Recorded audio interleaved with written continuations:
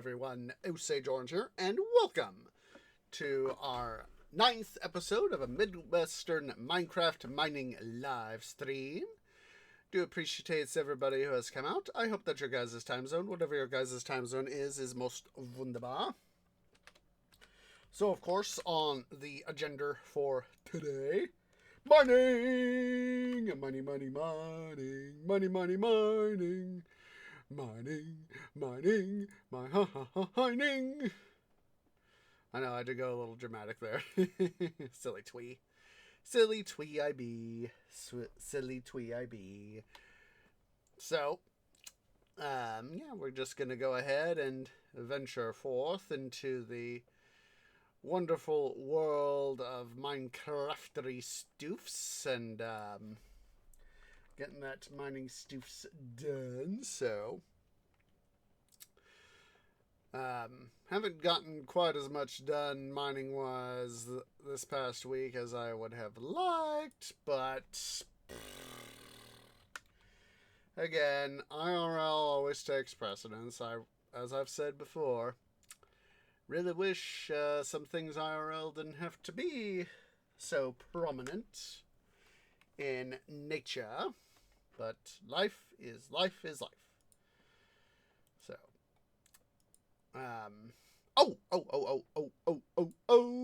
before I forget, yes.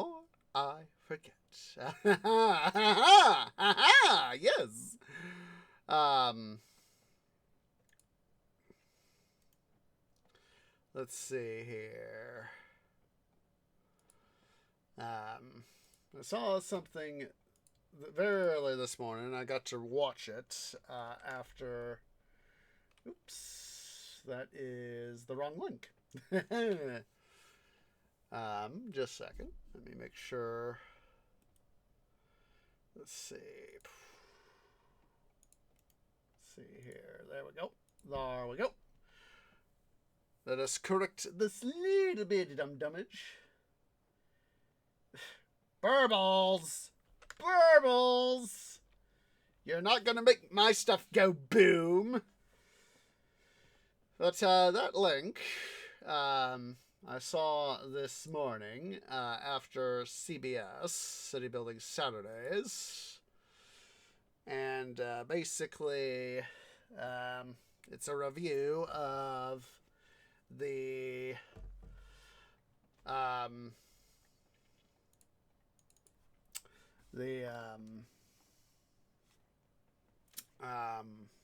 blub blub of the current paradox situation with Prison Architect 2. So, yep. Good. So I just wanted to make sure I shared that. So as I've said before on several previous live streams, it's been put on permanent hold until stuff is sorted out. So, speaking of sorting, so I only got part way through this side gallery right here before I had to, start getting some stuff ready and all that. But got through a lush cavern, and look at all that geode stuff. Look at all that. Even got a little bit over here too. So yes, I is awake, Marbles. I is awake. So, let's see here. Make sure to remember to do that. Nope.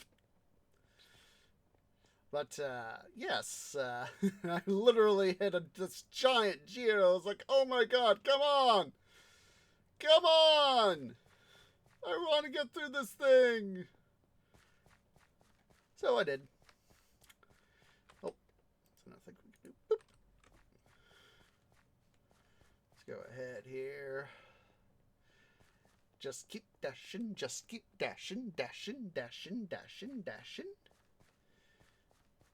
It's right up here. It wasn't in this cavern. It's where is it? Torch there because of my OCD. Should be right up here.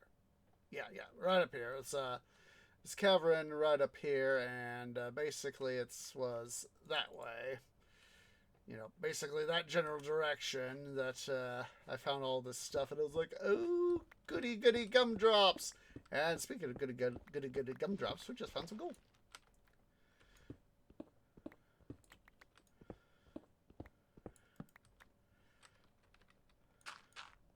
That's got me thinking back again to being on the Georgetown Loop Railroad and doing that little bit of gold panning I got to do. I tell you, now it's like I knew the principles. It's just, you know, of stuff. It's just actually getting to do it for the first time is with my own twig fingers. It was, oh my goodness, this is a lot harder than it actually looks. But of course, watching Dan Hood do it, he makes it look easy. But then again, he's been doing it for years, so who am I to say that he can't use his experience to his advantage? Actually, whoever said there wasn't stuff there?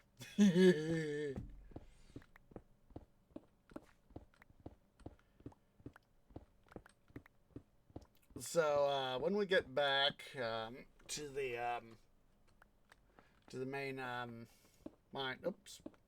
Ooh, iron! Das Iron, my servant. We might do some stuff down at the smelter. You know, some prep works related stuff for hopefully tomorrow's episode. And we got some more copper. Oh, that's right. They've got a whole bunch of new copper, like with 121 now being out. We've got like copper bulbs and some new copper stuff. So at some point I want to experiment with that. Of course, I have copper coming out of my leaves like pollen. You know, it's just so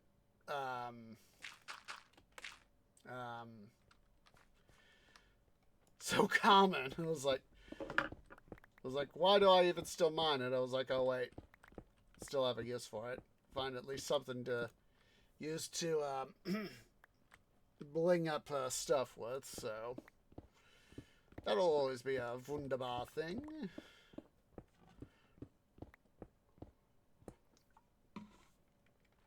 Or at least try to find something to decorate up with.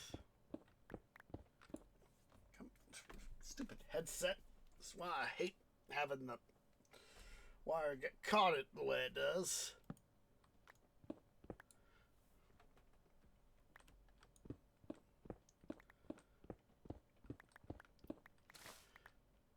And another lush cavern. Let's see here.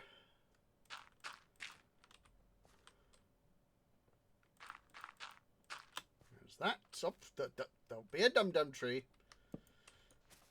Now the glow vine there has got me had me going back to many moons ago when we were playing Galacticraft.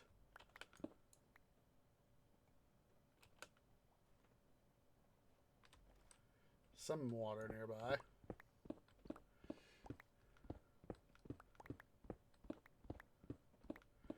Some pond or underground thingy. Yeah, it had me going back to the mine, to the it's alright, Burbles. It's alright. I understand. Oops. Torch. Get that bloody gravel.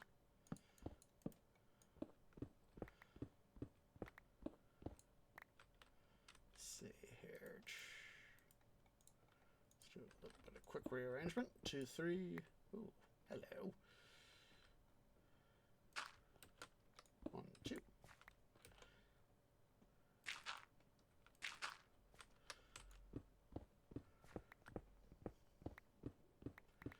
Yeah, we'll probably got some more clay there. Thinking about wanting to do some work on the smelter at some point. Maybe this episode. Sounds like we got somebody that's maybe a drowned nearby. Not fully sure, of course. We got some water nearby. Something amounting to a thing of water.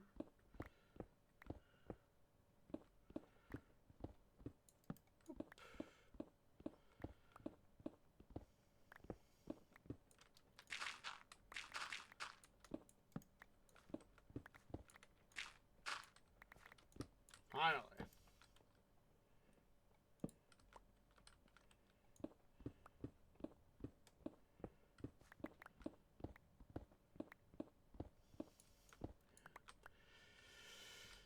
I'll tell you guys, that trip to Denver, as much as it was a pain in the posterior getting there and back here from Treelandia, totally worth it in the end. Yeah, it was a lot of, in some ways it was a lot of money, but, you know, it's, you know, I was very much at stockpiling money up from it before I went on the trip. Crack open another soda. But it was totally worth it. I was actually talking on Dragonessa's channel earlier today, asking how her husband Aki was doing. He's a truck driver. That was one of the things that happened on my way back from Georgetown, because of course it's at a higher elevation than Denver is. It is quite literally in the more mountainous parts of the Denver foothills. And there was this unfortunate trucker. I was coming down Interstate 70, I-70, eastbound out of the Front Range, and was, you know, I had the AC on because it was a little bit warm, and my tree olfactory senses to say, hey, that's burning rubber, and or something akin to that. I think it wasn't quite fully burning rubber. It was very much akin to it. What is this? What's that? Hello? Ah, yes, I remember you. Yes. Ow. Oh. At first I thought I'd dug myself a little bit deeper than I should have there. But, yes, so as we were coming, as I continued down eastbound, no, it wasn't a dragging tire. What happened was when I passed the trucker, there was this emergency stop lane that was there, and his brakes were smoldering. I kid ye not. Smoldering brakes. And I was like, oh boy. I was like, this guy's in a heap of trouble because he had a trailer with him, presumably loaded.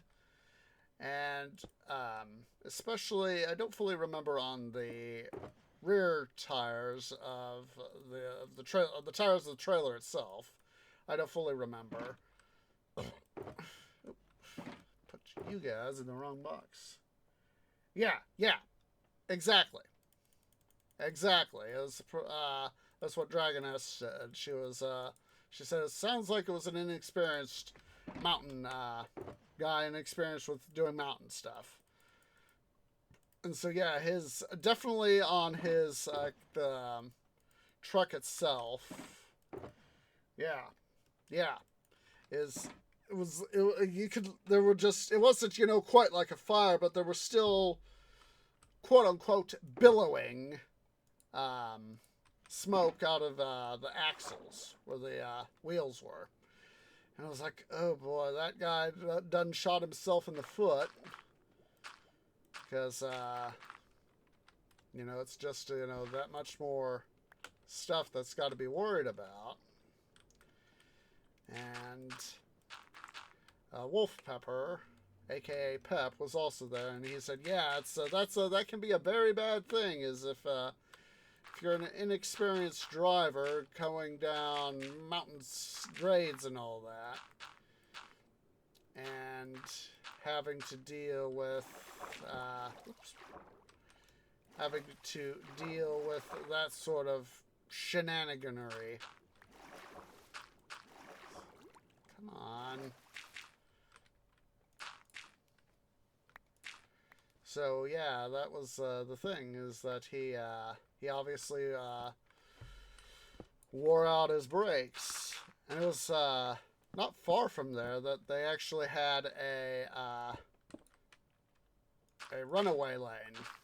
Basically, if a trucker loses, goes through their brakes or through other unfortunate circumstances, loses control of their vehicle, they at least at this not far after this trucker, they had a place to where, the what's the name of the CDOT. I was trying to remember the name of the Colorado Department of Transportation, and I was thinking, what's the name of that department again? I'm blanking out. How is it that I just now noticed the sign? And I needs it. I wants it. I wants more of it! Sorry if I just pissed off anybody with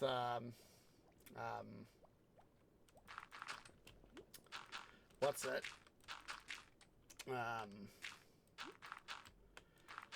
Motion sickness, light sickness, whatever it is. The thing you guys probably know what I'm talking about. So yeah, they had this runaway ramp that just not long after this truck, and I was like, at least he was in a good spot where he was able to pull over. Let's go ahead here and we'll...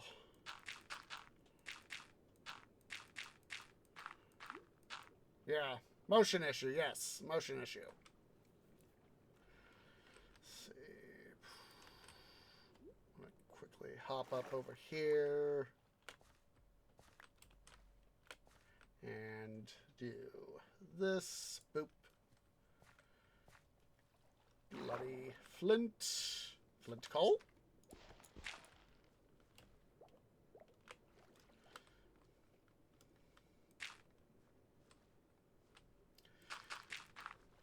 Yeah, that was one of those more interesting things. Is you don't always think about having to worry about hauling a trailer up and down. A 53-foot long trailer up and down essentially the side of a mountain.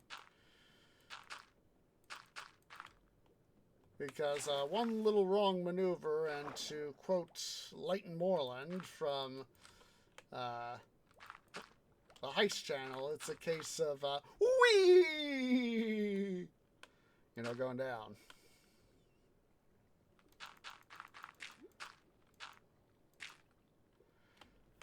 So, what episode? I know that was one of the season 2 episodes of the 3/4 show. I know I've already told the story of getting to see Brett, and my God, that was, like I said, when I first saw him, IRL, my tree brain recognized him, and it went, oh my God, it's epilepsy. There we go. That's the term I was looking for. Epilepsy. Thank you, Burbles. Glow squid. Give me your ink. Thank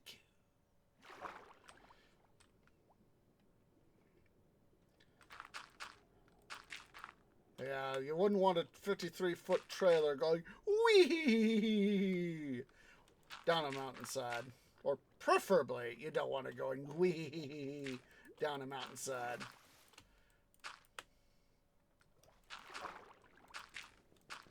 Because that just makes everybody's day suck. And that was part of the thing for me is my day driving to and from, especially driving out, was just, well, it sucked. Why? Because I didn't have a backup driver. Tried to get Tree Dad to come with, but it was like Tree Mom unfortunately had issues. So it was one of those times where, well, you're just going to have to stick it out, Tree. Tough up.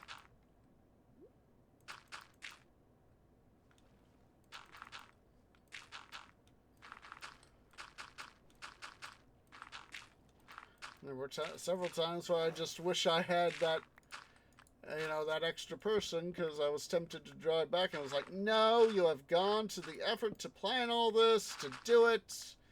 You're gonna do it, so do it!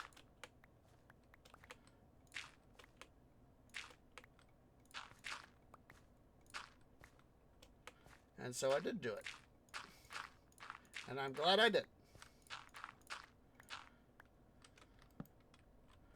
It's, they say that money can't buy love, but one thing money can do is help provide experiences for your life.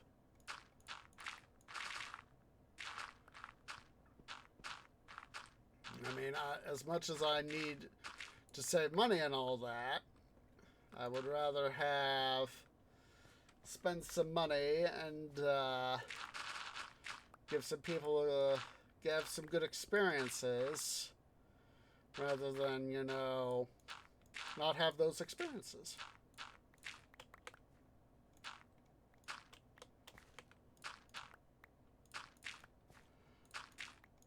So what Gandalf says to Frodo in the cinema version of Fellowship of the Ring, it's what you do with the time that is given to you.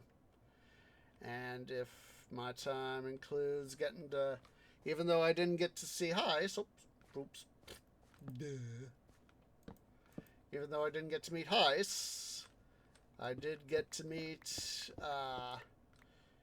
some of his cohorts and co-workers and all that jazz, and that's what I meant to do. Oh, and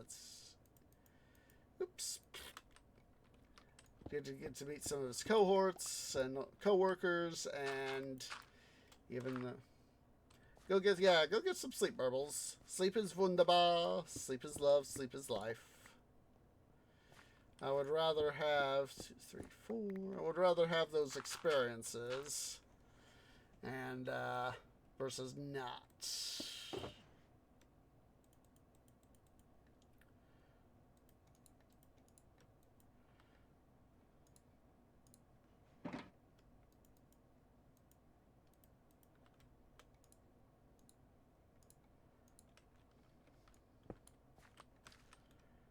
Because having those experiences is something I would rather share. If getting the chance to go to a place I'd only been through once, and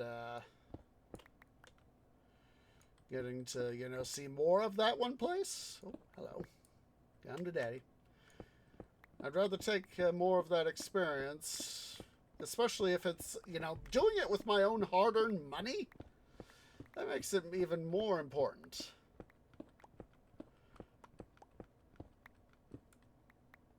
And let's see, let me quickly get something to drink.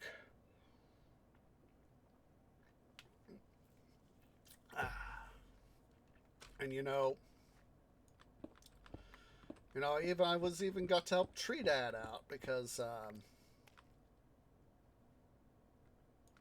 someone's nearby.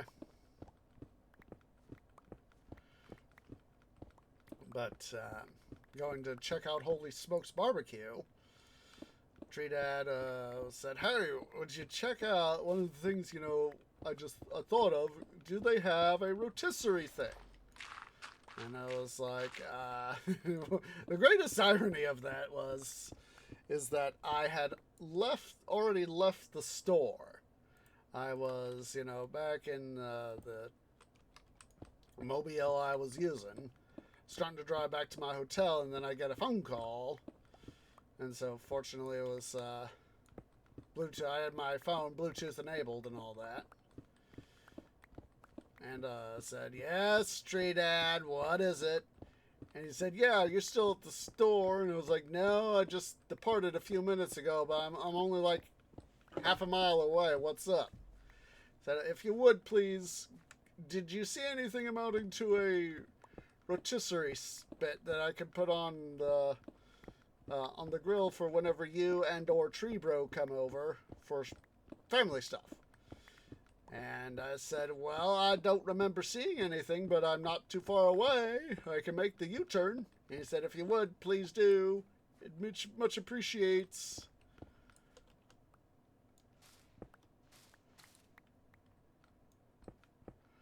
So I went ahead and did the UE and got back to the store, and I said, and I got to talking to the guy that was there.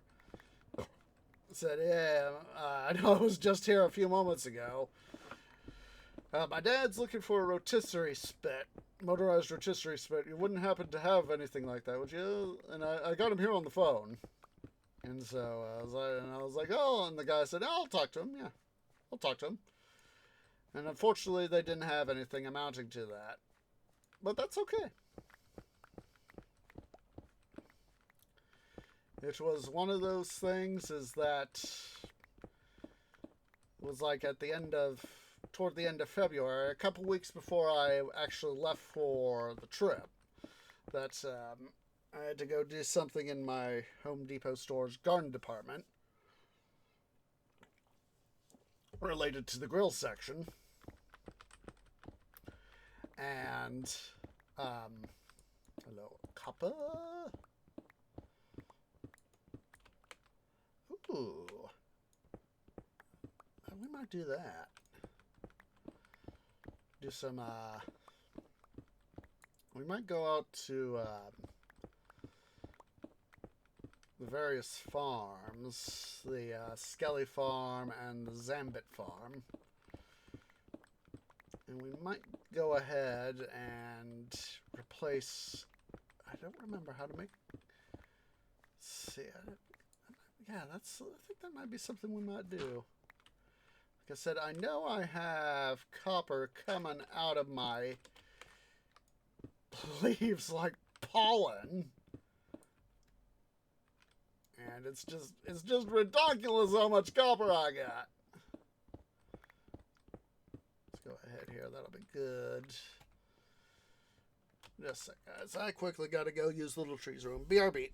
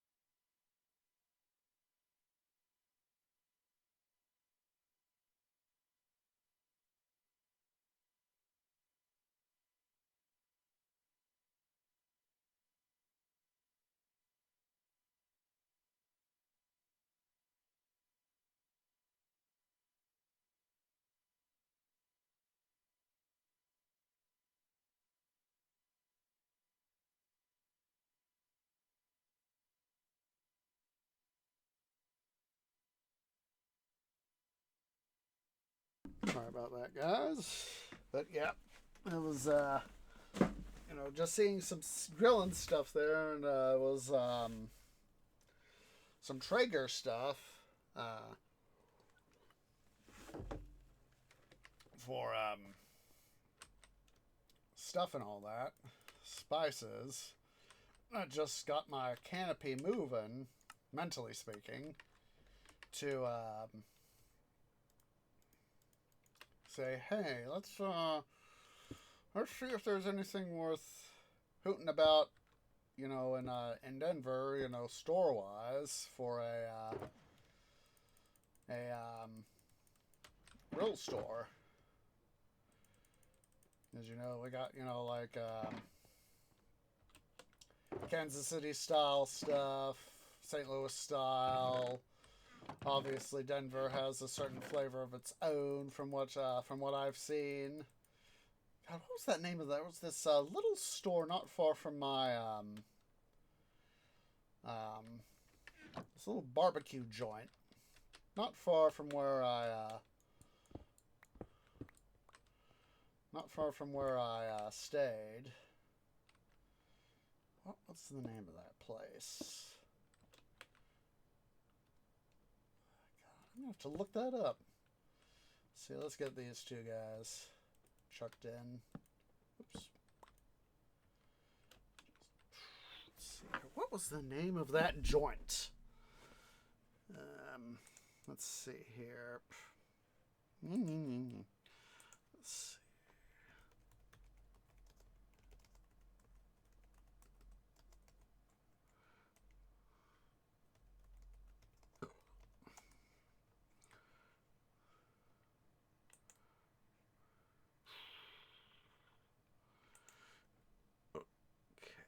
There it is right there. It's just down the road.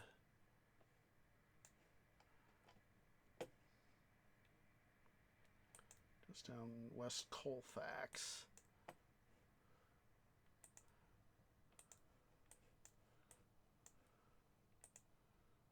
Oops, that is not what I wanted.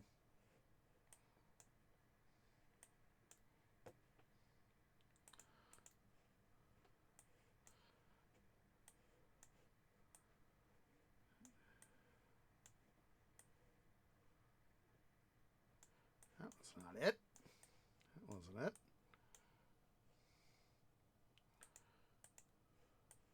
Let's see here. Let me turn on the layers. That'll help. That's not it. Seasoned swine. That was it. Seasoned swine.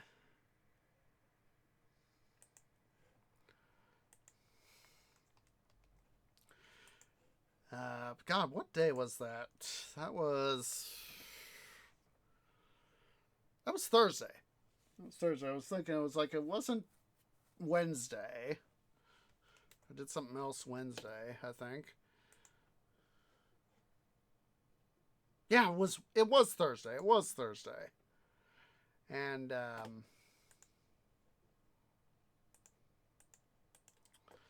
they had let me see here.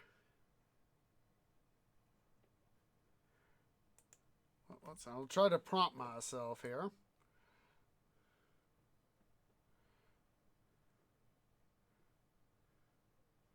I think it was their brisket sandwich.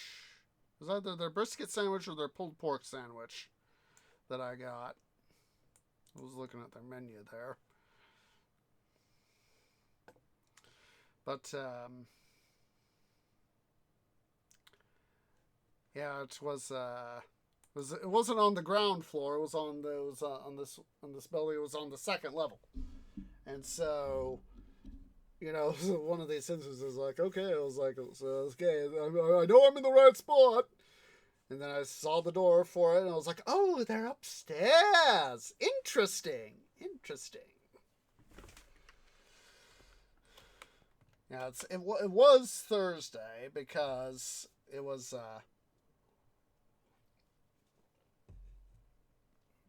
No, wait. Scratch that. It was Wednesday because Thursday is when I went on the Thursday was when I went on the tour for the Great Divide Brewery. So I was like, it was Wednesday. Got my days mixed up. Go ahead and get all this stuff.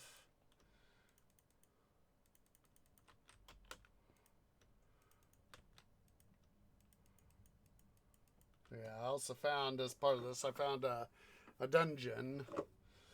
And got myself a little bit of stack there of mossy cobbles, so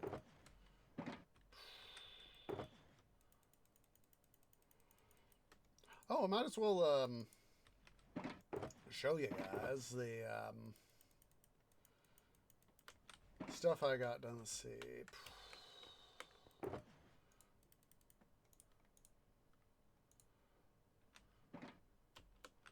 On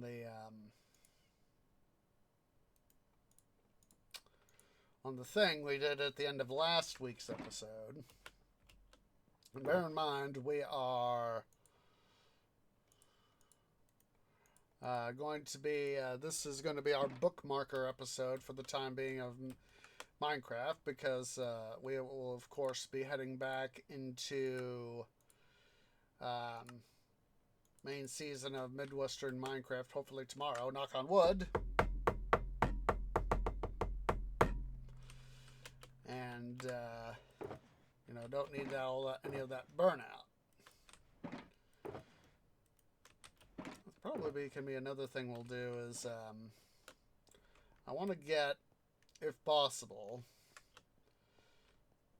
if we really push, I think we could get all three of these guys done. I do want to show you guys, though. Go ahead and mute the desktop so I don't blow any headphones users out.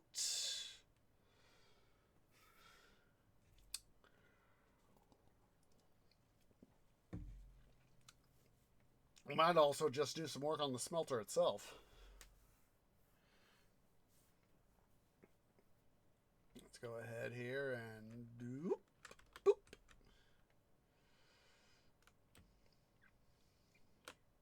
Because I know that over some of our episodes we have done some work on the smelter. We'll see where we end up with stuff, of course. So.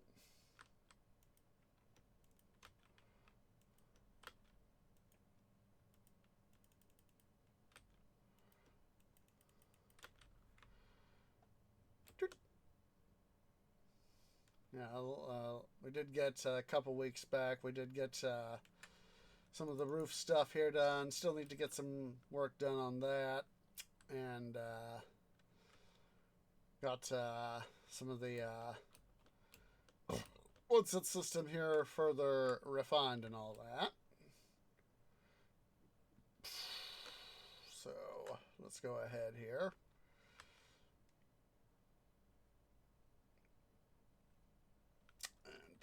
Get myself all turned around. Confused I am. So we'll probably make a haul back of ions and do all that jazz. Get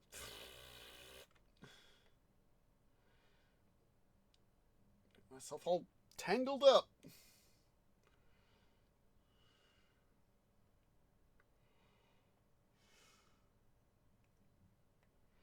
So yeah, I did get, for this area, I did get this all cleared out.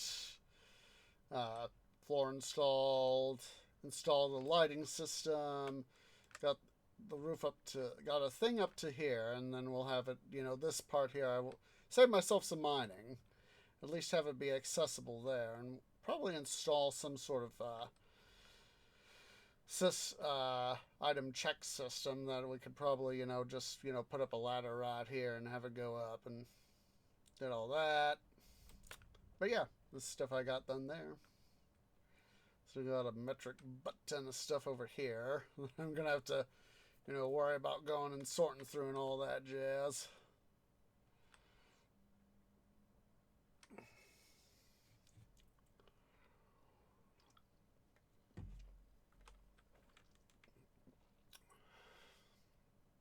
See how we're doing here. I know I brought back some stuff.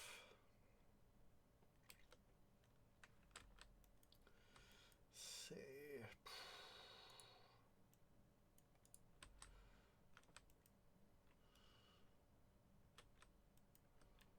Might go back down. This will be later on if we oops.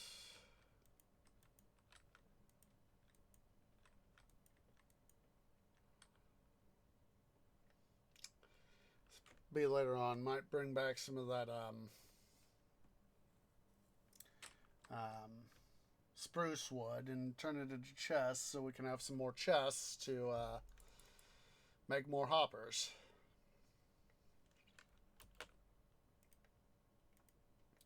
Let's go ahead and head back out here to the mines. End of the current face.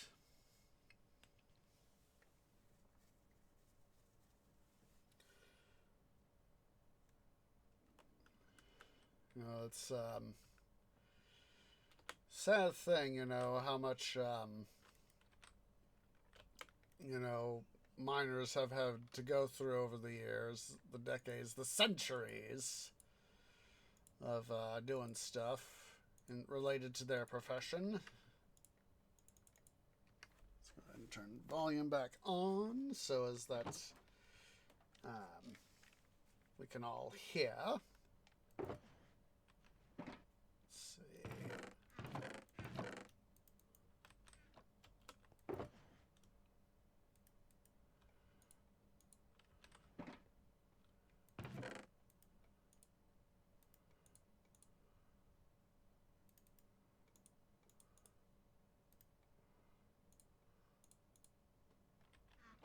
That'll do.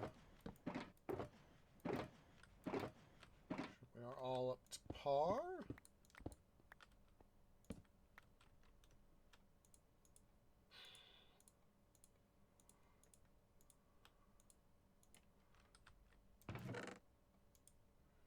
Sure, cobble their tree. And if I don't get stuff done, nope, that is. Wait, 1, 2, 3, 4. We might be pushing myself a little bit too far here, guys. Oh. But we shall see what we shall see.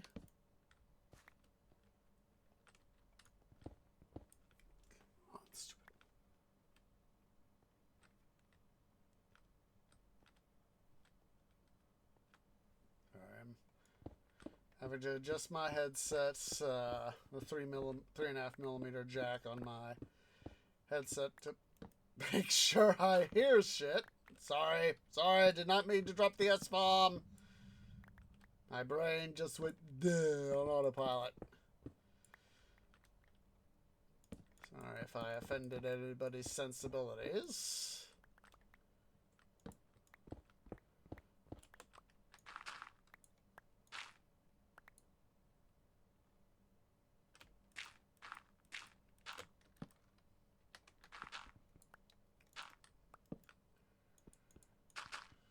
Said I wish that Mojang would put in here in vanilla a kiln.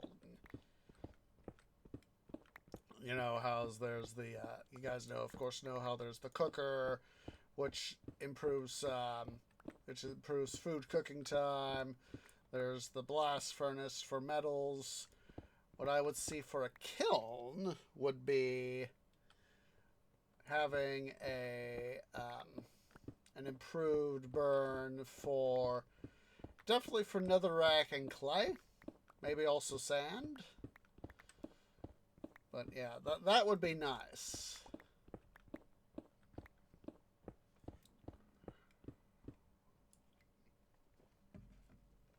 Forget you got the bloody gravel there on your tree. So 1, 2, 3, 5, 6, 7, 8, 9, 10, 11, 12, 13. Come on. I hate it when I scroll my wheel key too much.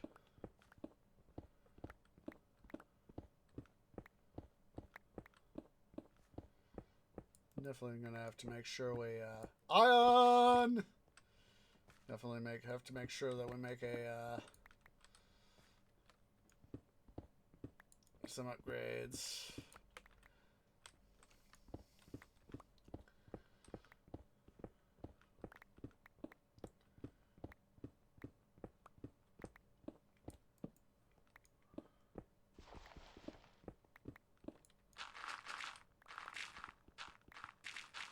When I do that, accidentally mine out stuff I don't mean to mine out.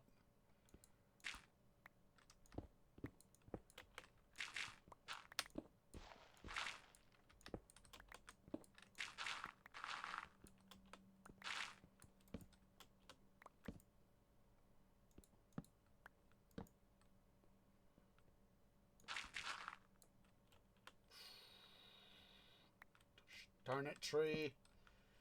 Making more work for yourself.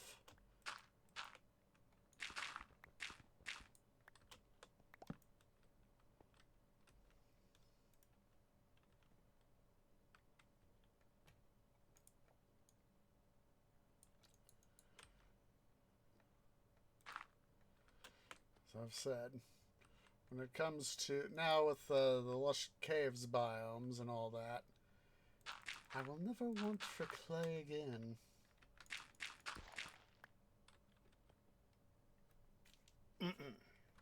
Come on.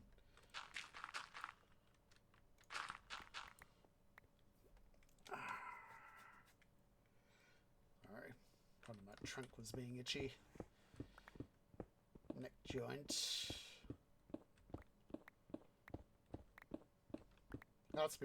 That's got me thinking about Grandpa Treebeard. It's one of the things he's always complained about is having to deal with a stiff neck.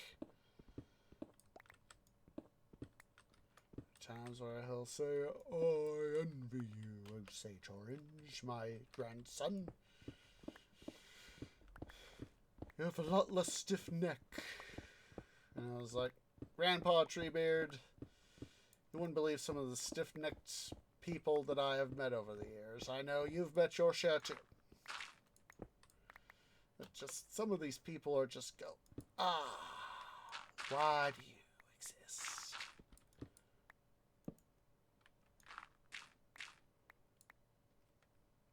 How and why do you exist?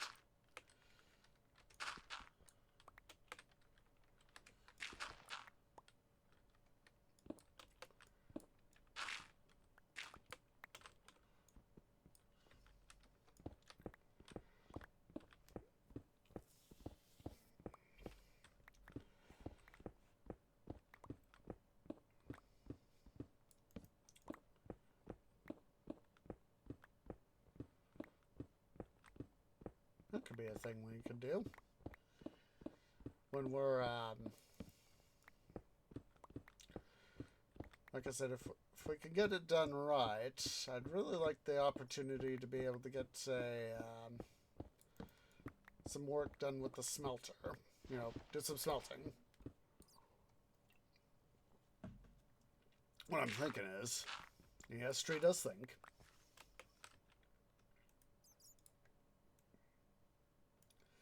Is need to get, in addition to iron. Oh, hello. Iron done.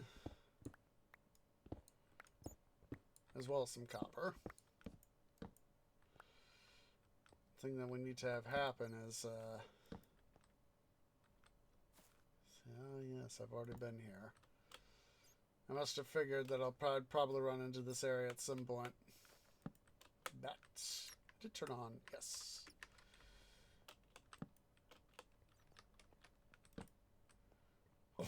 Excuse me, but it felt good.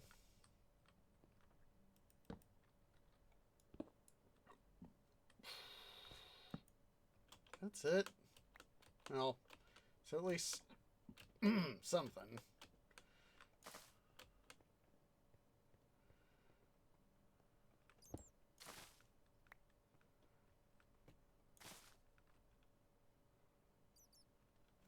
I'm not gonna cry over those guys.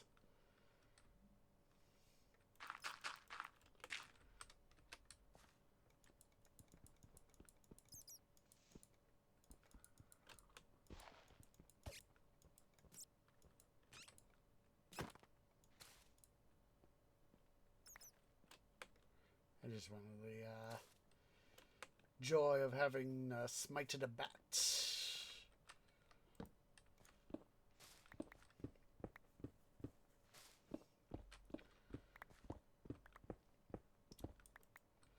Okay, let's go ahead here.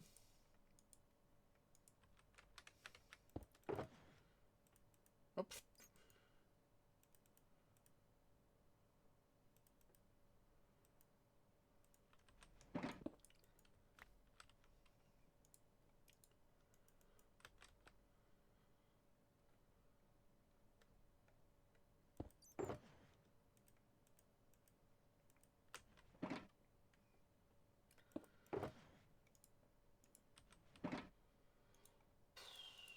Come on. There we go.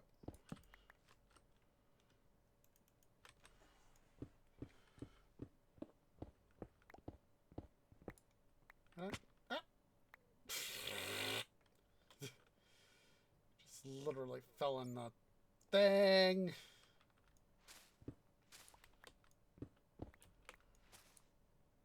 Wasn't even planning on falling in a thing. Ow.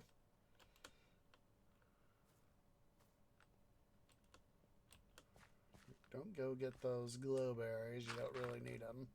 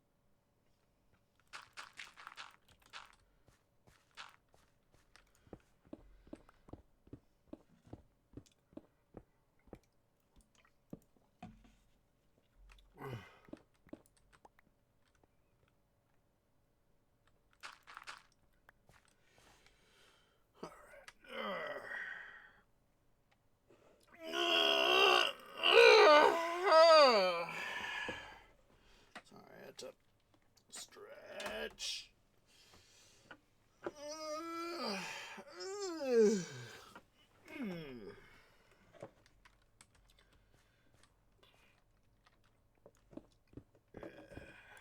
Oh, and iron.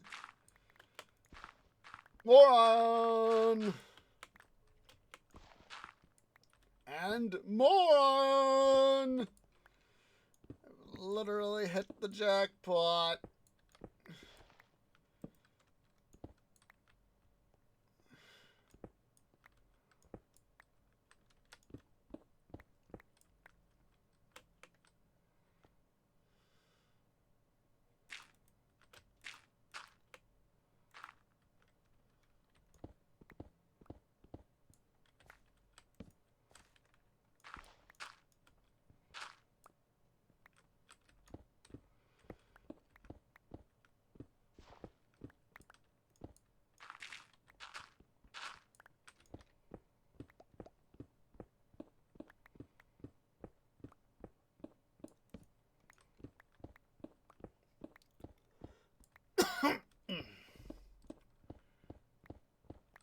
Just part of me keeps thinking back to my trip, and as I've said it, I'm glad I took it. I would rate it about a 9 out of 10.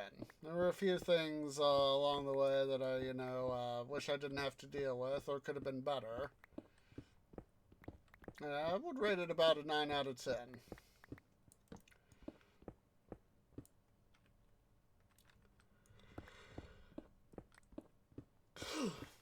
Excuse me.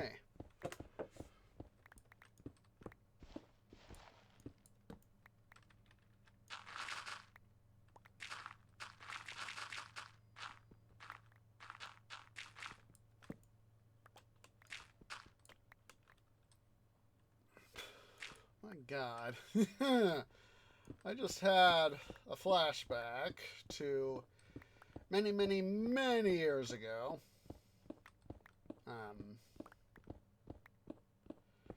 This was back, God, like 15, 20 years ago. I was, of course, a much younger tree then. We're all much younger. There are people not even born yet. But, I just remembered, Tree Dad, Tree Bro, and I, we got to have, before, this was back when Tree Bro and Tree Bro and I were in school still. And, summer vacation had just started. The school year had just ended. And we got to go do just a short family little journey, little trip. Couldn't be too long because Tree Bro and I had to go work at Tree Scout camp. And so we got to do this little bit of a camping trip ourselves. Just, a family thing. It was just us guys. Tree Mom, she had some stuff to do, and so other commitments, so she couldn't come along for the trip, and that was okay with her because she knew that we hadn't been us three guys, we hadn't had much time, mostly due to the end of the school year, to be able to have some time for us. And so she was fine, trying to just take care of I saw that bat down there and I thought it was some weird Enderman dance. So anyway,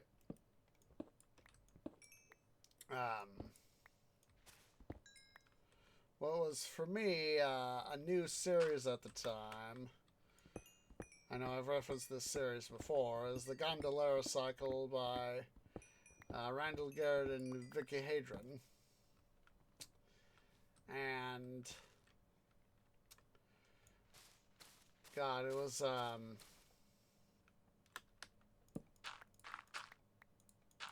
my first time reading it, and it was a case of just trying to figure out, okay, keep track of who's who. Okay, we got Ricardon is he used to be here on Earth many, many years ago. It is obviously described sort of at the present, or the near future at the time. Basically, he was an ailing. Ricardo Calero was an aging linguistics professor specializing in the Romance languages. And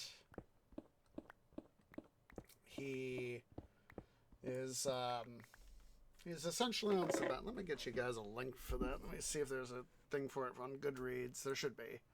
Let's see.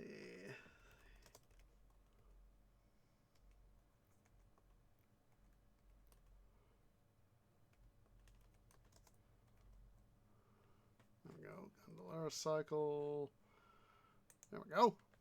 I have the link here to Gondolera Cycle 1 here on in my laptop history. So huzzah! So yeah, he's Ricardo is an ailing linguistics professor. It's described, more or less described as having fought in World War II. It was presently written at present in the 80s. So, as it sort of describes, stuff of 40 years ago. So, that would be, and it sort of describes World War II. I don't recall if the series ever mentions World War II by name, but it's very much inferred. So, with that being a thing, he's unfortunately, it's described as he's only got months to live. And so he's kind of doing what I did in a way, trying to make good use of time, the time allotted to me. And he meets this young woman by the name of Antonia, and they're on a cruise ship in the middle of the Mediterranean. And basically, I don't remember if it's ever specifically discussed, but I know that she also has a medical condition as well. I don't remember what it was specifically off the top of my canopy, but I know it was, from what I recall, it was pretty debilitating, pretty much like Ricardo's cancer.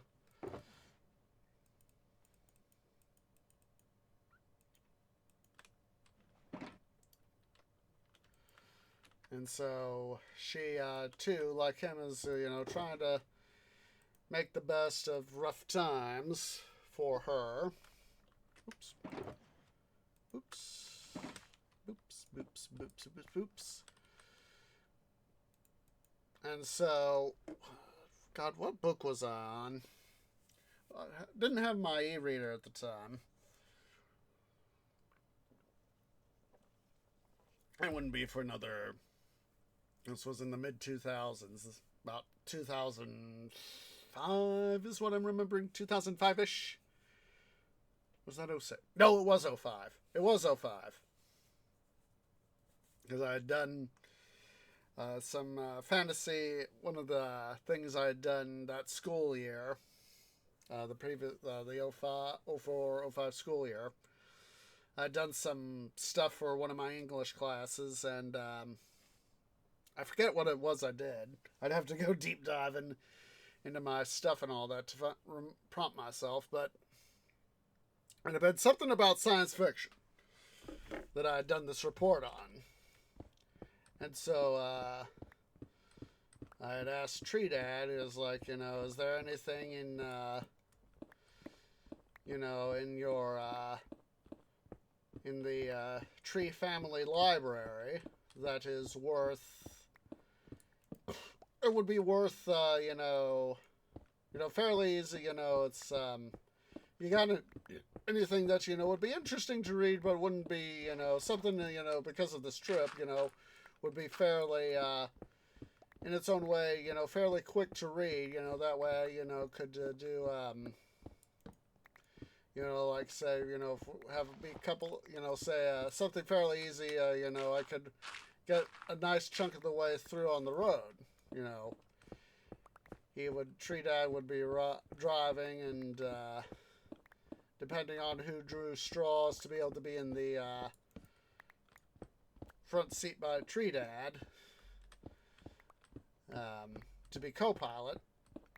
I mean, Tree Dad knew where we were going, but he always liked to have some, sort of a teaching experience. You say, be mindful of your surroundings and all that. And that's why having it, for him at least, at the time, trying to teach us, having, that a co-pilot is the second set of eyes, and all that. And I learned on my trip, to Denver this past June, he was like having that second set of eyes would have helped. Because, you know, you can't all, when you're being inundated with so much information, it can be quite easy to get overwhelmed. But, so yeah, it's, so where we were going for this camp out stuff, we, Tree Bro drew the short straw. We did the metaphorical short straw. We did rock, paper, scissors. Whoever lost would be the person that got to be in the co-pilot chair.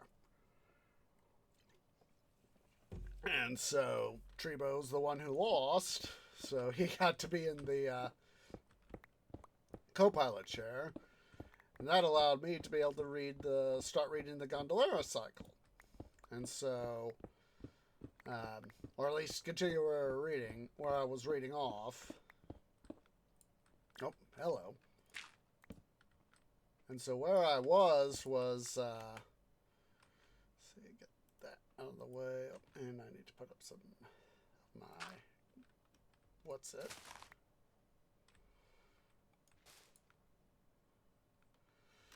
But yeah, it allowed me to get some reading done. And I was on The Bronze of Adarta. Was the particular novel I was on. Finishing up when we started the trip, and then I worked my way into The Search for Ka, which is Bronze of Adarta is the no, it wasn't the Bronze of Adarta. That was book 3. Well of Darkness. That was it. Was on book 3. That's the one I was finishing up. Let's see, let's be careful here. And Search for Call, which is book 5. And so basically I got to,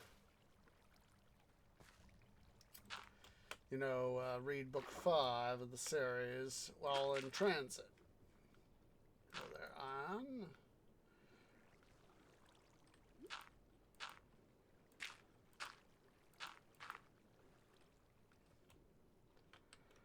And so that's what I got to do, is I got to go ahead and read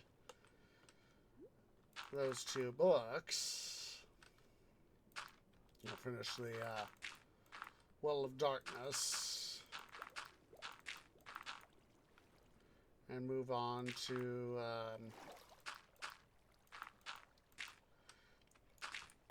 The Search for Ka. So basically what happens in book 4, book 3, the Bronze of Adarta, is that Tyranny, who is much like Ricardo, or Ricardon. She jointly shares Antonia. She is jointly shared in her body by Antonia, just as you know, Antonia comes to co-possess her, whereas Ricardon literally took over a recently deceased character in the form of Marquisette. And so what happened basically is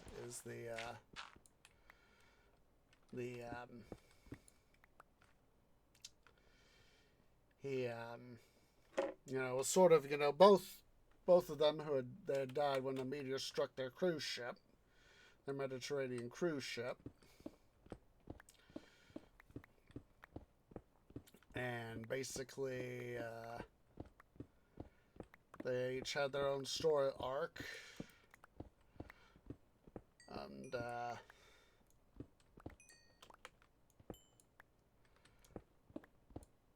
so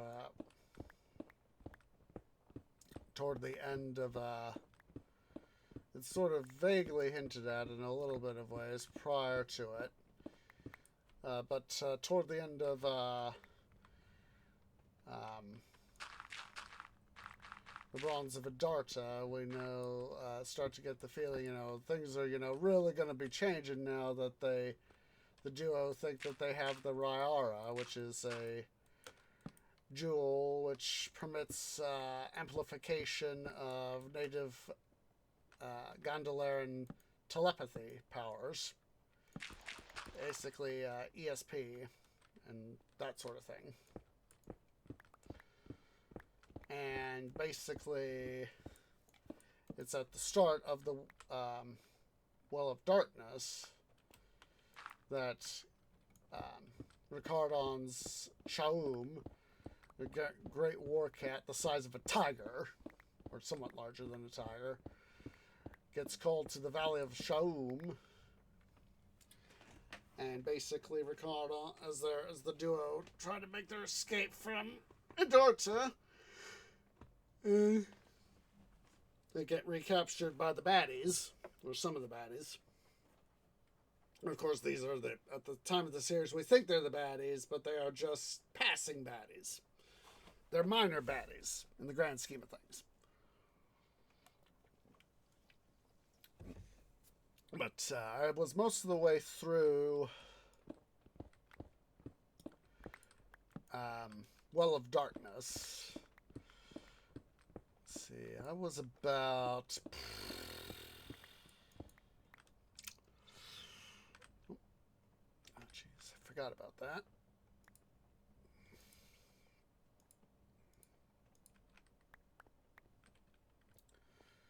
But, gee, where was I on that series at that time? Yeah.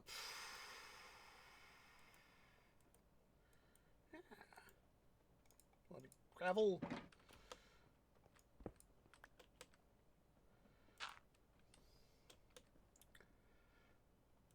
It's about the part where Ricardon manages to escape from the Ligious mine, the Ligious copper mine, from what I remember. And he has to go back to Adarta, meet back up with Tyranny, and then they have to get themselves out of Dodge in order to be able to have them escape and take the Rara back to Wraithscar, which is where Ricardo's borrowed form of Marcus Set is originally from.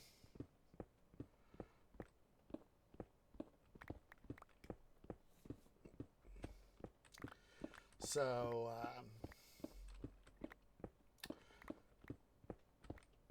I literally got through them passing themselves off as traders, caravan hands, and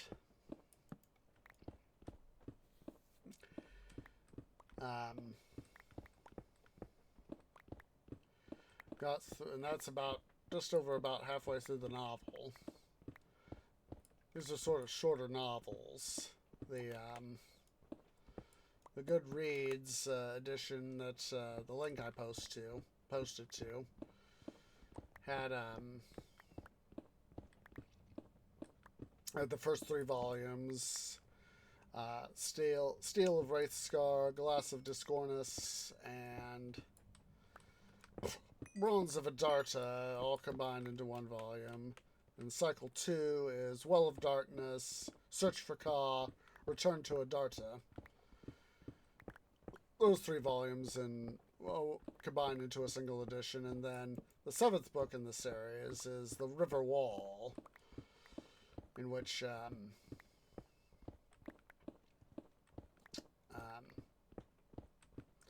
the series is concluded. So what happens is... Oh, hello. How ironic is that I was about to mention water. So, what happens is it's revealed that the Gondolera is not, as, Ricardo hypothesized, it's not on a quote-unquote alien world, it's on Earth. many centuries. Technically, it was in the book. It says 50,000 years ago. It's whenever the Milesian salinity crisis was. What was that? They slightly got the figures wrong for the book. The Milesian salinity crisis. When was that again? Let's see here.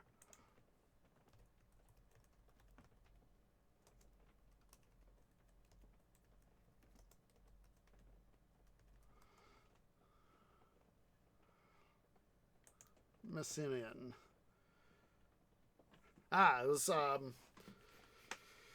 was a period from about approximately 5.96 to 5.33 million years ago. And in the novels, it's said that it was 50 million years ago. So obviously, by a factor of 10, but it's, they were still, we didn't know quite as much then as we know now about it. So there's going to be a little bit of pardoning.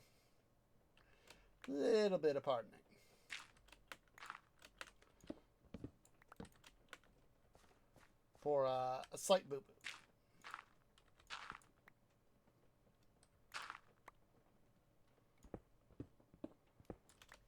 Oops. That was smart.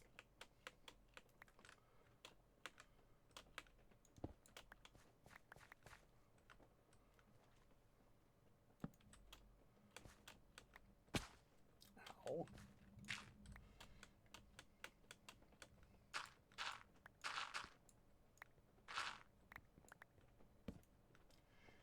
But yeah, it's so interesting, it's that able to take, something we're not, we haven't fully understood yet, and take it and spin it into a sci-fi slant with a touch of fantasy to it as well. Turn it into a sci-fi slant fantasy series. It's one of those things, the small details that I remember is described, the All-Mind, which is sort of the Gondolaran internet, although it takes specially trained people to access it, called recorders. Basically, they have the knowledge and expertise to access it. Sort of like how many years ago it took technicians with the proper training to be able to, run computers. We didn't have, 50 odd years ago, 50 odd years ago, we had computers, obviously. But the computers that we have now, a lot more sophisticated and a lot easier to use overall.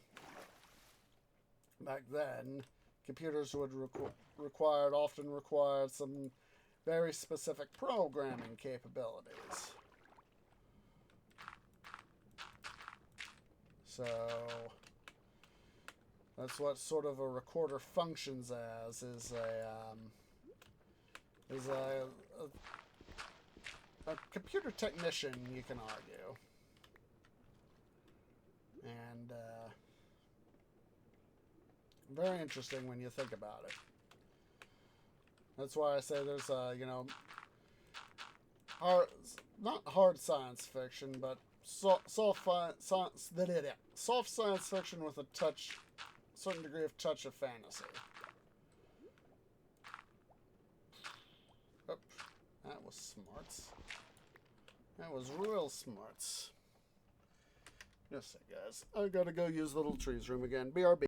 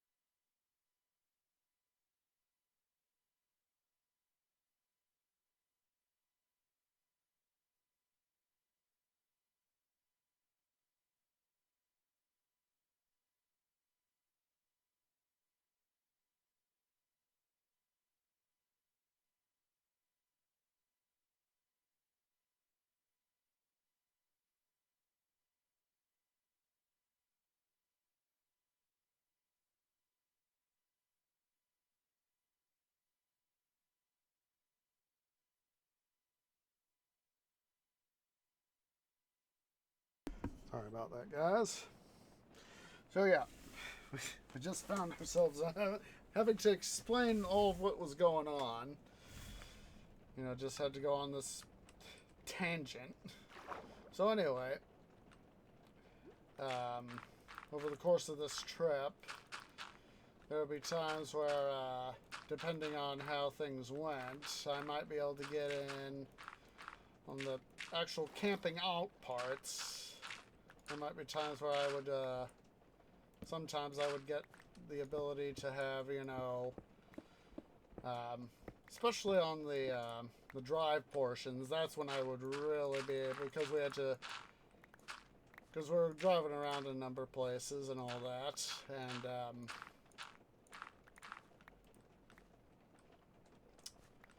and all this jazz, so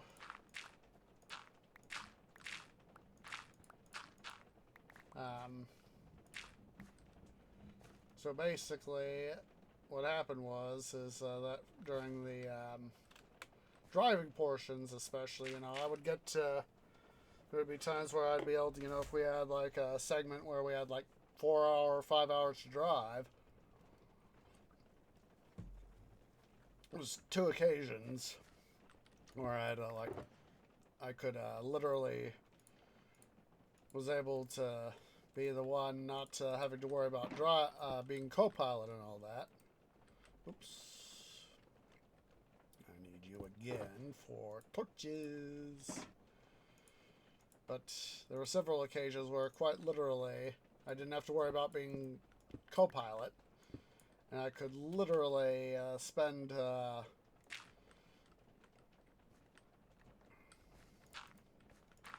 some time literally reading.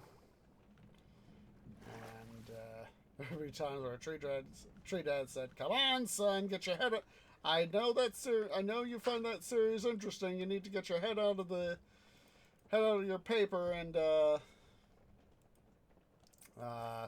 come do stuff." And it's like, "Yes, Dad. Yes, I'm coming." So, you know, that period where it's like, "Yeah, I don't want to do this. I want to do my thing."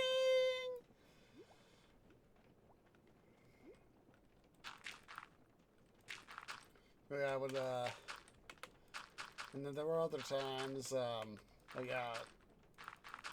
where I was able to spend, you know, maybe an hour or 2 reading, and so over in the course of the stuff, I was able to get through the,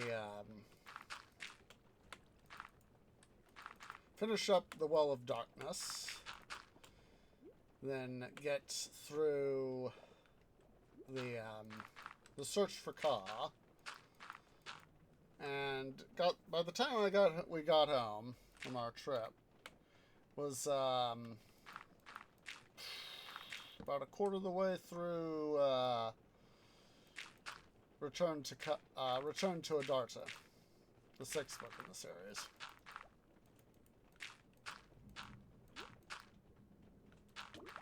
Oops. Breathe. Breathe.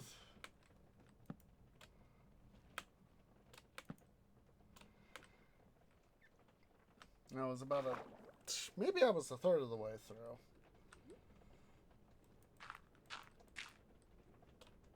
And I was like, I know that Ricardon and Tyranny had gotten back to Wraithscar, and in Well of Darkness,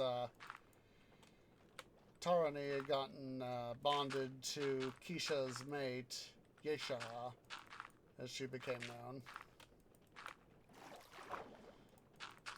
And I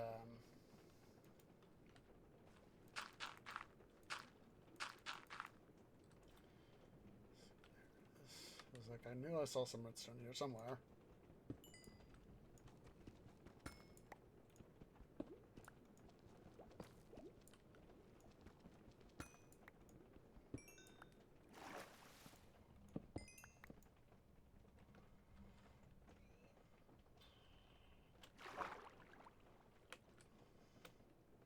And so Keisha was, you know, being very protective in his own right of Geishaha as well as Tarani in her own right. But Geishaha had just given birth, and the two of Tarani and Ricardon were starting to make, you know, their plans for their return to Adarta after finding the lost Sword of Kings of the Kingdom of Gondolera, the old defunct kingdom. And they were essentially planning to deal with Immodel, Tarani's brother. And she was trying to use, going to use the sword as the means of pressing her claim to the High Lordship of Adarta, so as that they could get, you know, more or less get peace restored to the area, to the old kingdom, because basically, kind of what the way things got set up is.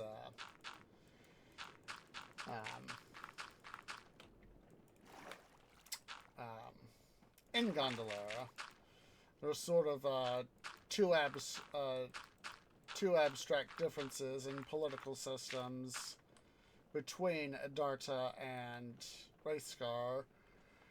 Wraithscar is essentially, albeit with its own shortcomings, of course, it's essentially an elected democracy.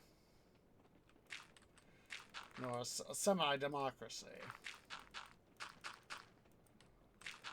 Whereas a counter of that is Adarta, where the old descendants of the kingdom, the lords of Adarta, basically maintained autocratic rule of the city. And so what literally happens is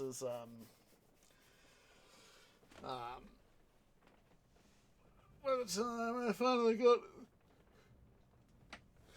through reading the series, we learned that, you know, Gondolera is on what we think of as the floor of the Mediterranean. We found out more stuff since then, so obviously it's, you know, it's not going to be exactly what we know as Earth in this world, but sort of to do a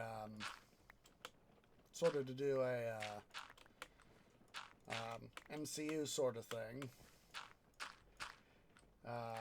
Sort of a parallel, in its own way, sort of a parallel Earth. In its own way, and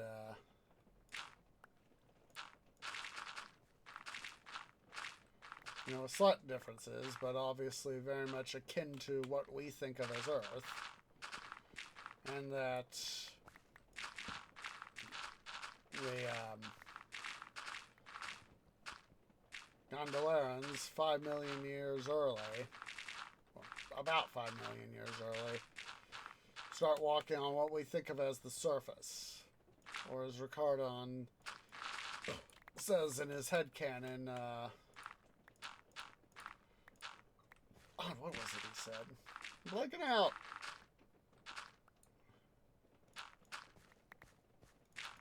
But yeah, basically humanity walks Earth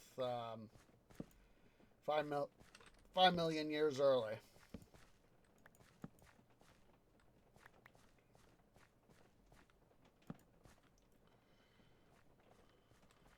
And,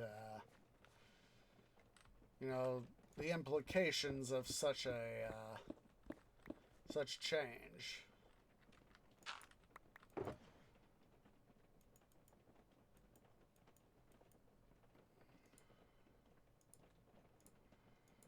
Sort of kind of makes me think of the Atlantropa articles by God,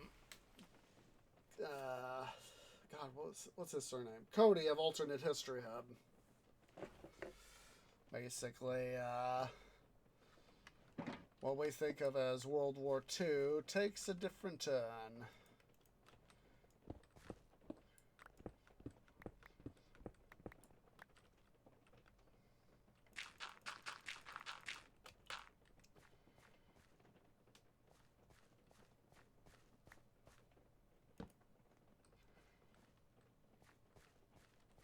Actually did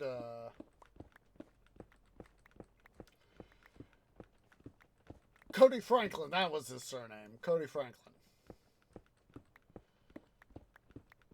I was like, I know it was Cody something. And I was just blanking out.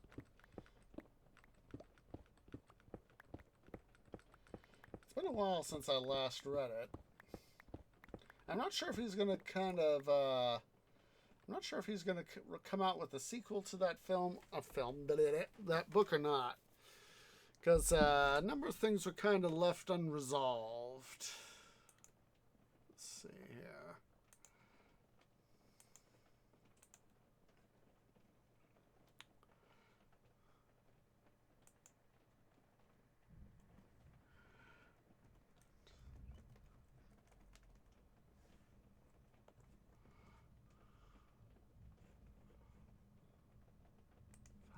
Years, oh my goodness.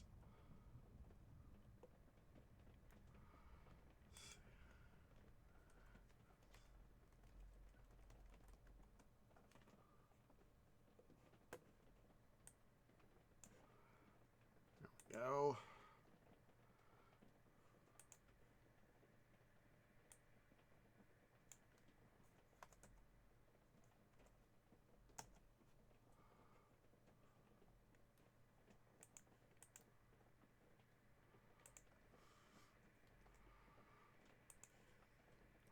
Got it. There's the Atlantropa articles trailer that he wrote, Cody Franklin. Then here is 3 scenarios that didn't make the cut, also by Cody. One of which covers the basic bits of primary information about the Atlantropa project as advocated for by Herman Zorgel.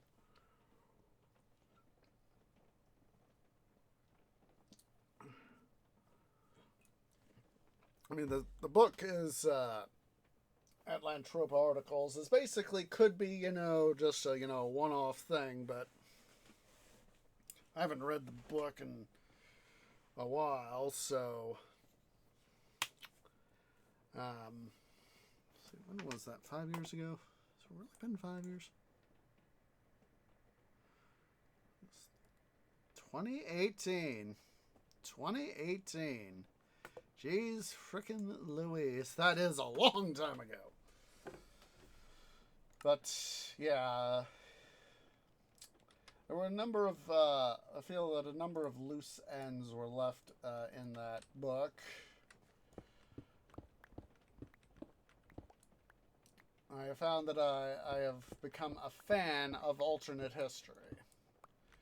And it can be argued that the Gondolera cycle is in its own way as a form of alternate history. It's just that it's a history that we could never know of. And of course, famously, there's Harry Turtledove, the recognized leader of the alternate history genre. He has been the most prolific alternate history writer. Guns of the South. I haven't read that yet, but I want to at some point.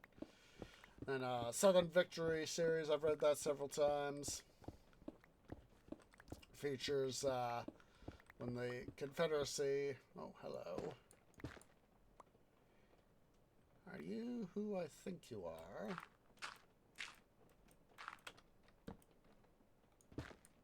Yes. You are indeed. Look at this. We just broke into the geode. Or back into the geode that I already had come through. This is the geode I was talking about earlier. We'll just do that.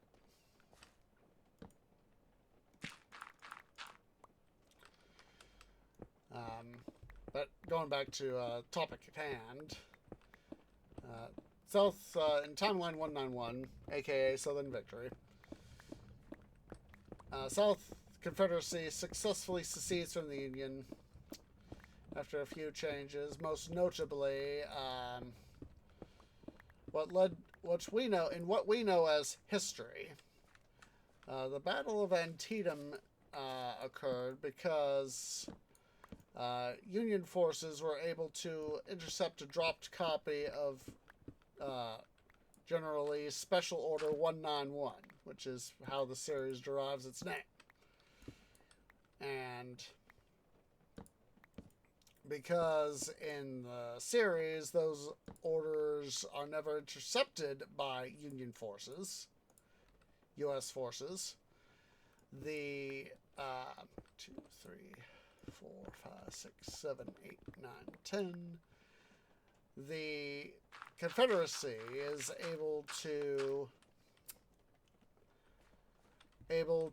launch several maneuvers and attacks to basically encircle Philadelphia, causing, in conjunction with pressure that the U.S. was under from France and Britain, who were aiding the Confederacy, forces the United States to eventually capitulate, recognize the CSA's freedom, etc., etc., etc.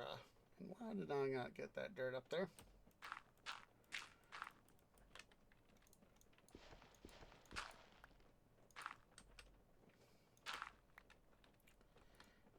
So CSA is freed, and some 80-odd years later, in the late 1930s and into the 1940s, Jake Featherston, who is an analog for Hitler, comes to power in the Confederacy and essentially does the equivalent of nasty stuff.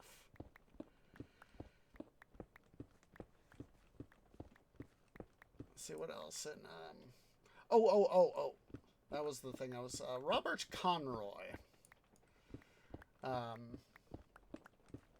His books are the author himself unfortunately passed away. I forget when, but I know it was like about 7, 8 years ago, I think it was. I don't remember what he died from, but all I can remember is that he had unfortunately passed away before his time. And what happened is that he has written a number of alternate history books based on certain ideas, concepts, etc., etc., etc. Put the thing in the right place, Street. Ah!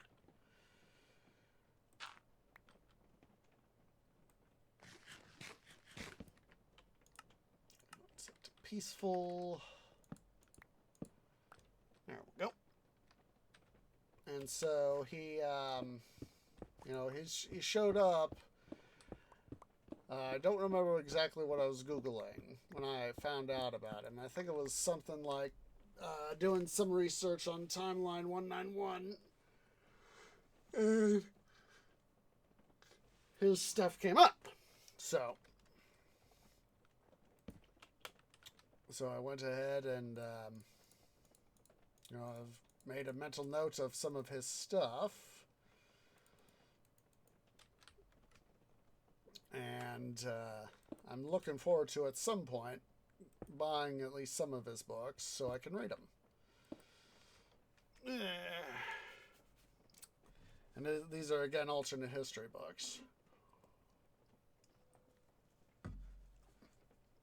Now, there's this, one of his books. Let me see if I can find the name of it. Let's see.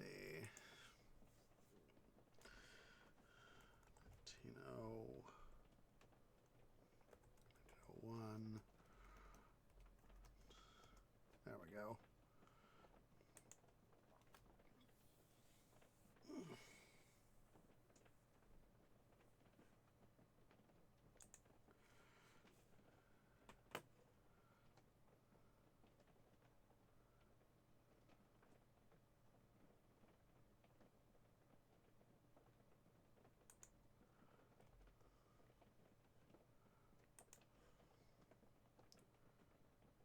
He died on December 30th, 2014. So, unfortunately, passed on. He died from cancer, according to Wikipedia. But 1901, his first novel deals with a hypothetical invasion of the United States based on German plans during the presidency of William McKinley. And basically, there's a number of novels.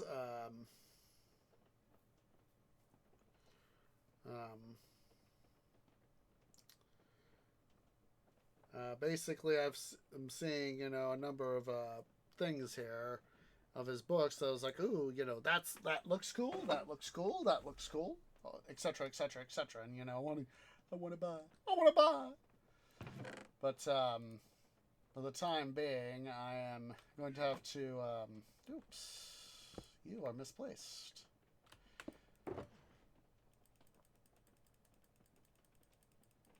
Oops, you are double misplaced. But for the moment, I'm going to have to entertain myself with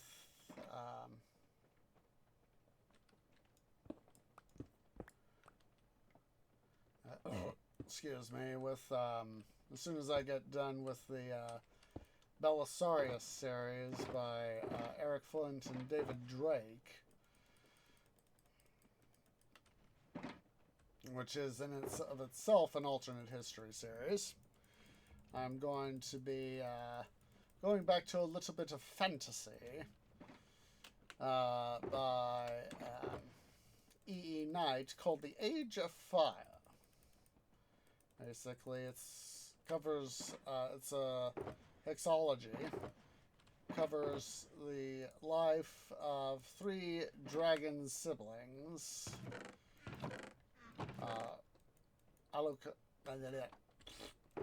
Aluron, Wistala, and Rugard as the 3 dragon siblings who have to essentially... Oh, hello there, Dirt. As these 3 dragon siblings have to essentially try to lead dragonkind through their experiences as leaders in one capacity or another. And each has their own agenda, feelings, etc., etc., etc.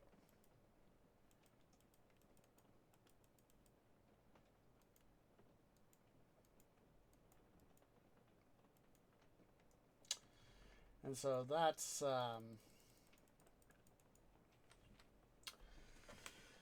interesting. We all learn each in their way about self-sacrifice, politics, race relations, that sort of thing. Knowledge, etc., etc.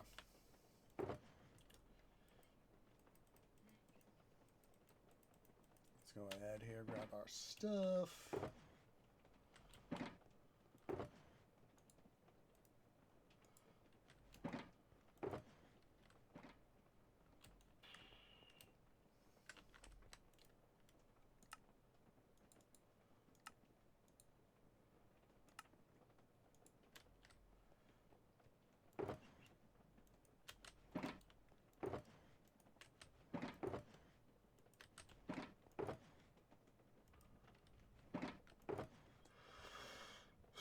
Excuse me. Let's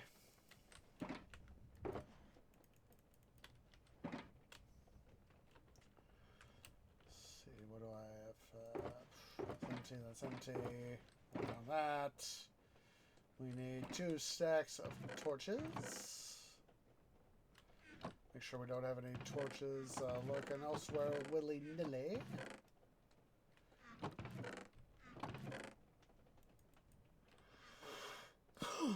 Oh, excuse me.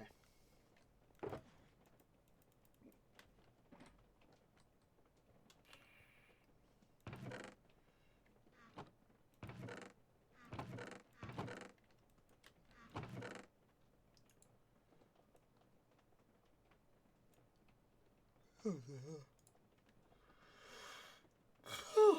me. You know what? This is a good time. Let's see. Let's make sure we got everything packed up here, ready to rumble. And we are. So let's go ahead and collect up this stuff and go ahead. Come right out here. And I definitely think we can be able to get these two guys here done. But let's go ahead here, guys. Let's go ahead and take a break. So yeah, go ahead and stand up, stretch, get something to eat, get something to drink, use the restrooms, and I'll see you all here in a few minutes.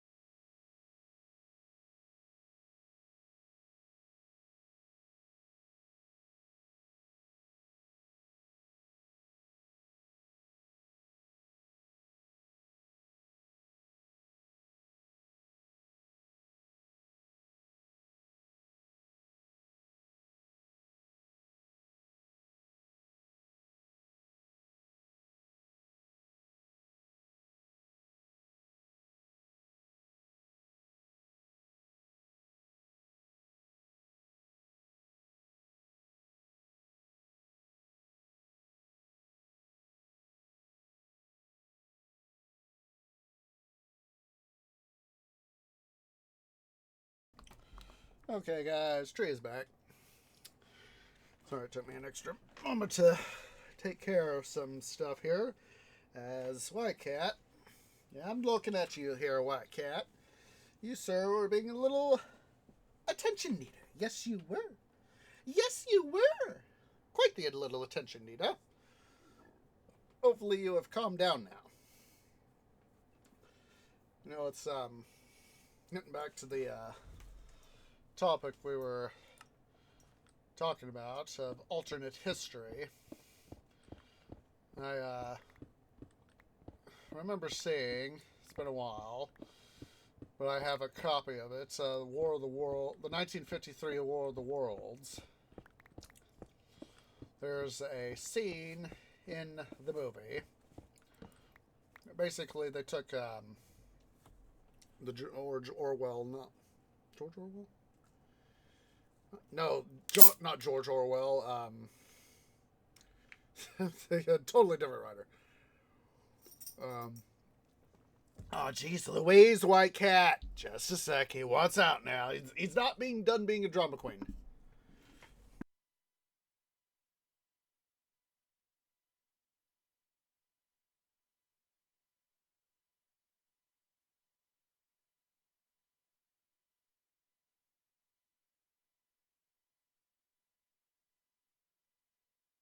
H.G. Wells is what I'm remembering.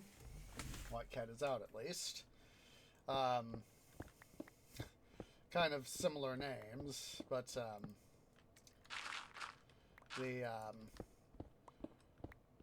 George Pal and Byron Haskin, the executive producer and film director, respectively, did is they said it. They sort of took War of the Worlds and that Orwell had written, not Orwell, H.G. Wells, that it had written, and they took it and more or less modernized it for the time, and basically took it from England in the late 19th century to mid-1950s America. And what sort of prompted me thinking about it was, you know, for our topic of alternate history that we've been talking about quite extensively for a bit now, is there's a line in the movie, basically, the U.S. Air Force is about to deploy an atomic bomb against the Martians. And there's this one particular, it's described as a nest of Martian machines. Let me see here. Just a second. I'm going to throw up my break screen just a second. That way I can show you guys. Let's see here.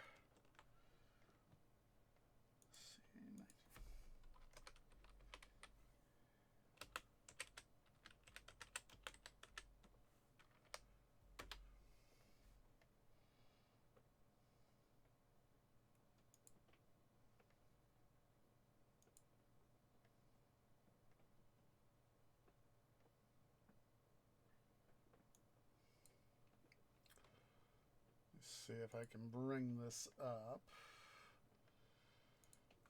Let's see here. Boop.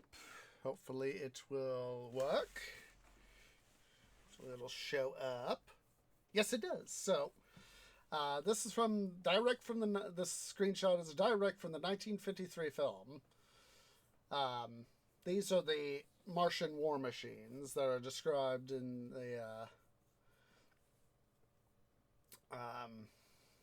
the film. And so I'll make sure to throw this on link to this in the chat. There we go. But the guy that they use for the narrator at the very start of the film, you know, the opening credits sequence narrator, because there are two narrators. The first is the opening credits sequence narrator, and the second is the sort of the prologue narrator. But the opening credits narrator, which describes, the build-up of, World War One, World War Two to War of the Worlds.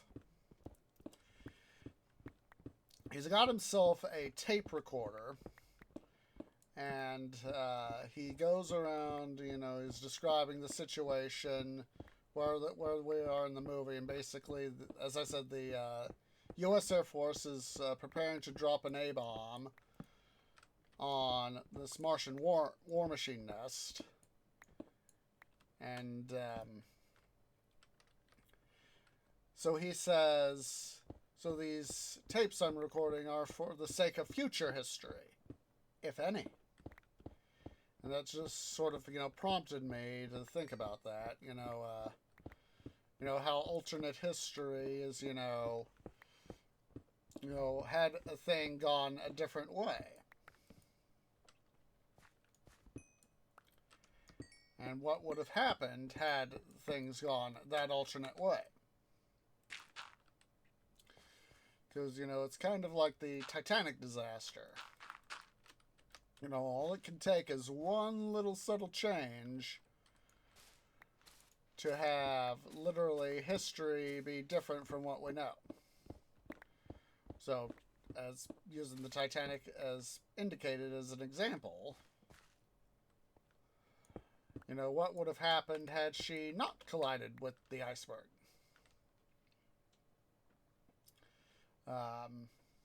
What if, say, for example, Captain Smith had decided to slightly change his course again? Because the way things happened, when he altered his course, he went 10 miles further south than what his course was originally projected to be. Because he knew that there were icebergs in the area. There were ice flows. So what if, say, he had gone 11 miles or 9? Titanic more than likely wouldn't have sunk. It's because, it's that chain of causality where, that one little, as I said, that one little change can literally butterfly effect away what we know as history. And that is what I have found is, an interesting thing, For example, Turtle Dove's Southern Victory series, as I said earlier. Basically, in what we know as history, Special Order 191 was intercepted. Whereas in Southern Victory, it wasn't intercepted by Union forces. Thereby creating a tangent timeline to what we know. And what Turtle Dove describes is in this potential alternate timeline is just one thing. It's sort of like a multiverse theory, where one little thing can change a whole bunch of other different things.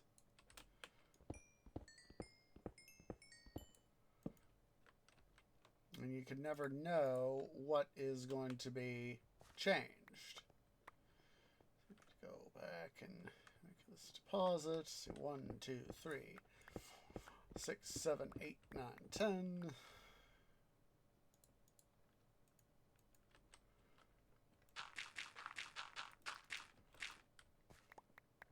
So yeah, there's basically a lot that can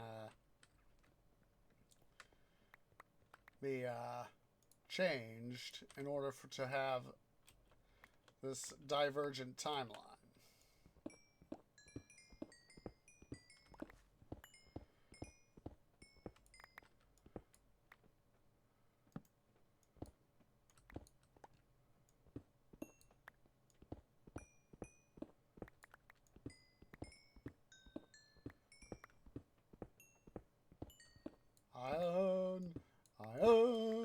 Iron, come to daddy.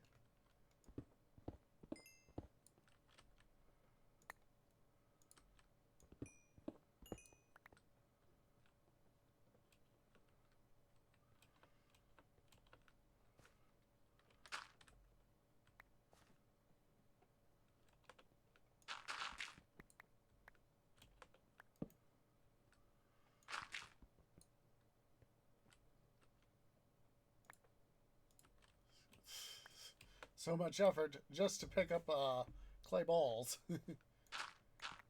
That's why I'm not going out of my way to go to do any sort of river mining.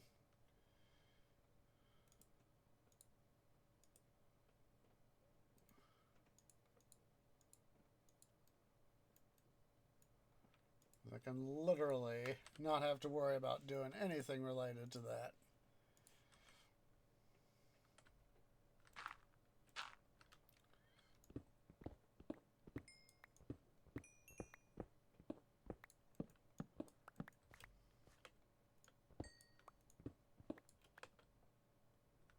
Hello.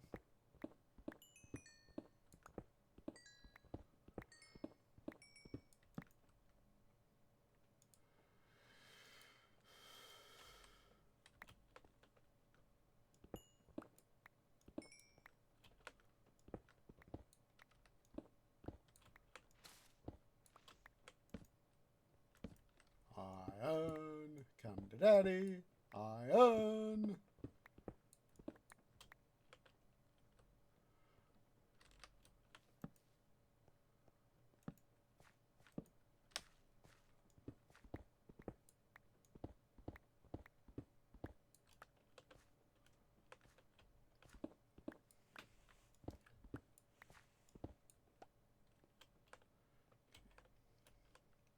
Come on.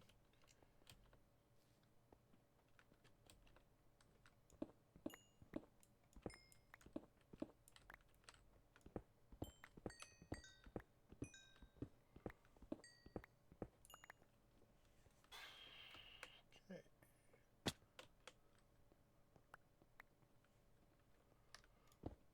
Let's go ahead here. We'll on this little bit here out.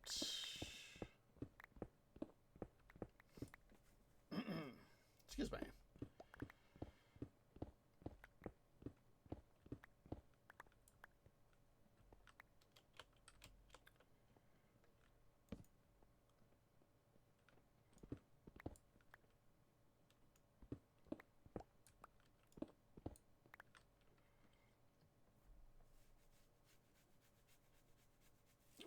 Definitely need to sort some stuff out.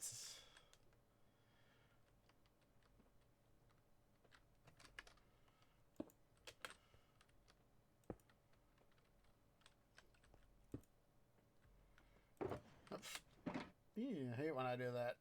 Did not mean to do that.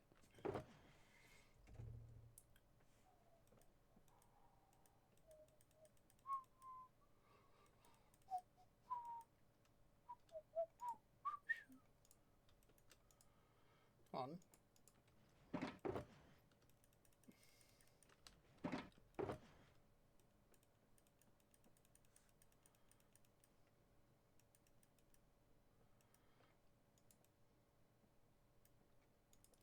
Once again, I'm now thinking back again to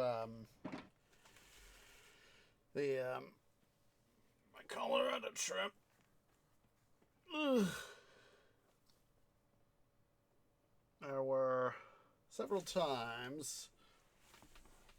Hey, Drev, how you doing? I hope you're doing wunderbar in Drevlandia. Let's see here. Make sure we drop off all of that, and let's get some torches while we are here. There we go. Boom, boom, boom. And yes, I'm just suddenly finding myself thinking back again to my Colorado trip, as there were several times. Oh, that sucks. Have you taken have you been able to take some pain suppressant?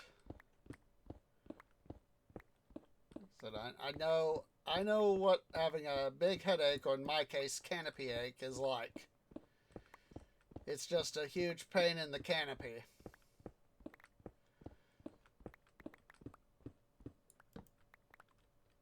You know, just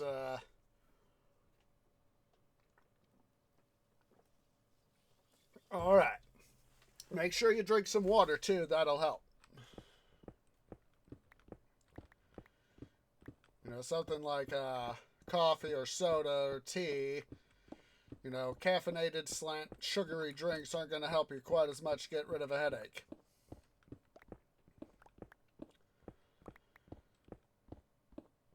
That's one of the things, you know, I remember there have been times, you know, when I've been sick. Yes, even we trees can get sick. That, yeah, don't you go willy-nilly there, Mr. Cobbleblock. Ah. Now, for as long as you can, for a while, you want to also stay away from caffeine, too, because that can also help exacerbate such issues. Oh, hello. Out of my way, Joker. Silly vines.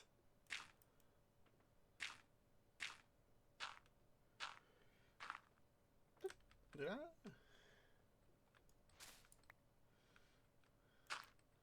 Yeah. Times I've been sick and I was like, oh, really? Why do I have to be? I knew I was forgetting to do something.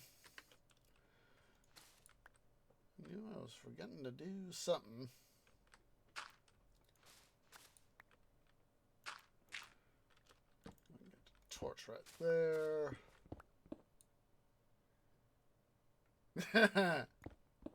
Coffee. You know, it's a running gag for me at least. Both Tree Mom and Tree Dad are prolific coffee drinkers, and compared to them, I know that I am.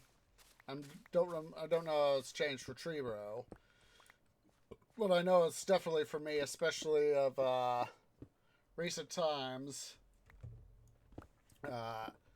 I'm a lightweight when it comes to coffee. It's one of these unusual things is that, you know, they can easily down a 16 ounce, don't know how many milliliters that's off the top of my canopy. And torches. Oop. Don't know how many liters that is off the top of my canopy. They can easily, between the two of them, down a pot of coffee.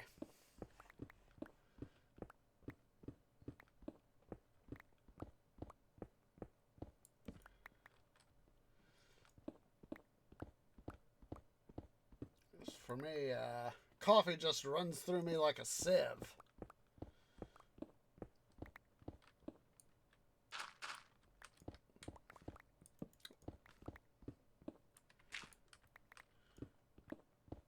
Get the correct pick there, tree.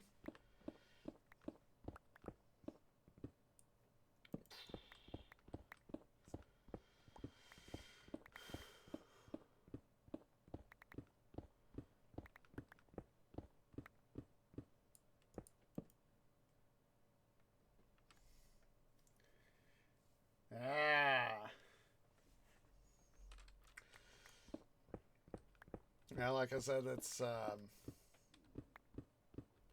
I don't remember the size of coffee pot they have. I think it's 32 ounces actually. Is this? Yes, this is the one. Oh wait, was that part of one I saw earlier? Was that one I hadn't rated? I know I got through this geode.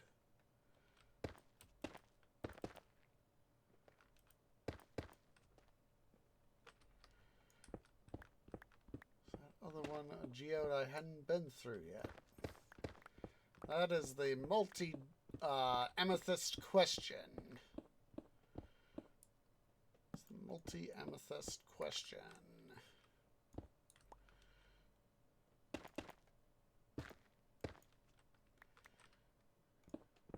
Ah, that's good.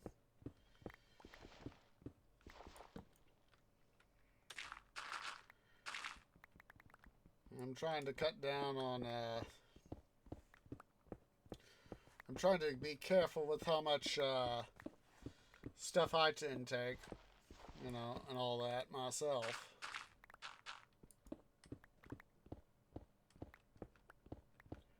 But one can never, for at least me being a tree, I can never have too much sun. Or in this case, I need all the irons I can lay my paws on.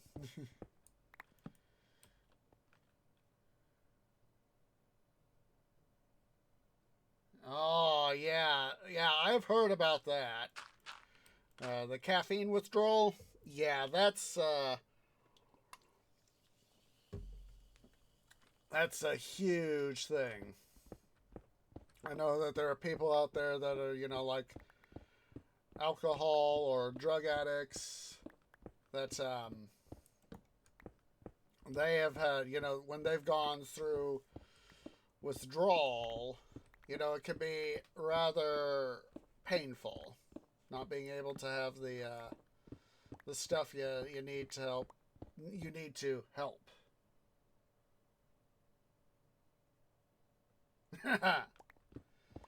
Yeah.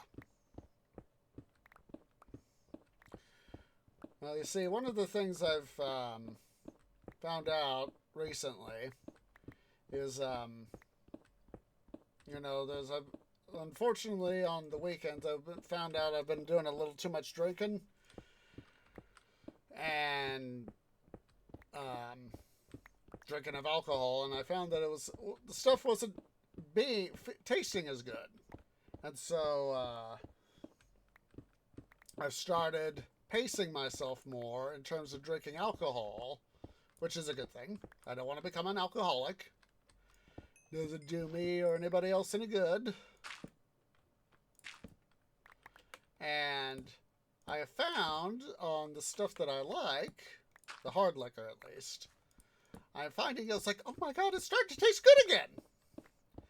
And it's like, duh, if you have too much of something in a short span of time, it's not going to taste so good. Or at least not taste like you want it to. Jeez Louise, I hate having an itchy trunk and needed to pull out one of my other limbs to scratch the other far side of my trunk. Ouch.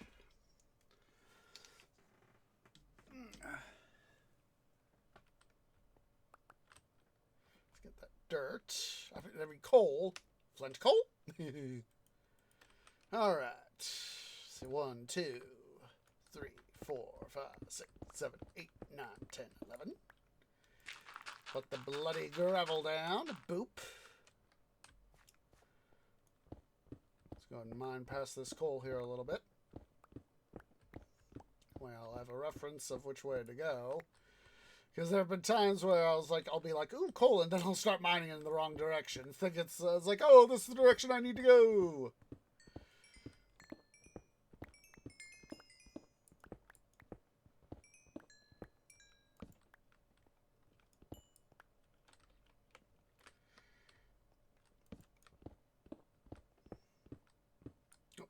That was a smart maneuver. That was a real smart tree. At least you had a ledge to land on. Come on. Yeah.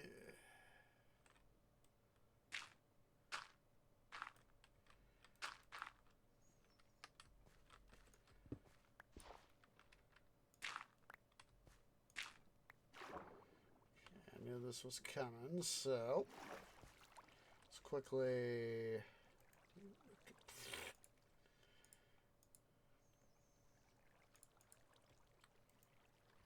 We can do this. Department of Duh. Bye, Flint.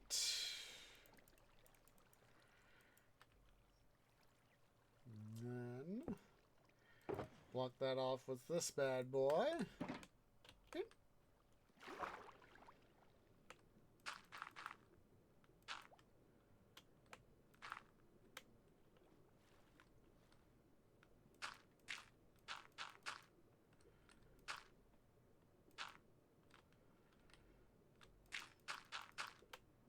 Come on.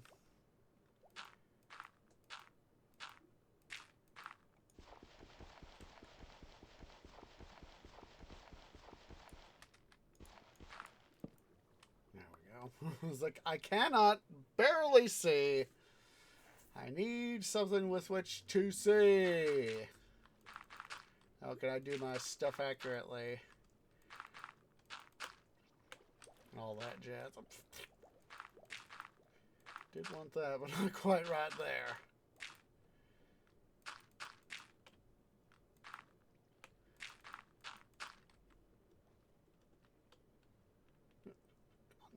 There we go.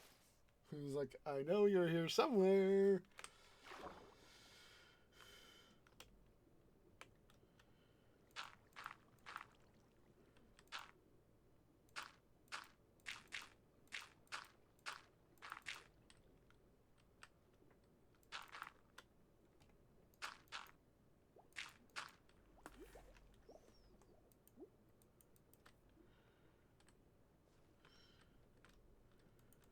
Come on. Oops. Don't be a dumb tree. Come on. You can do this. There you go. There you go.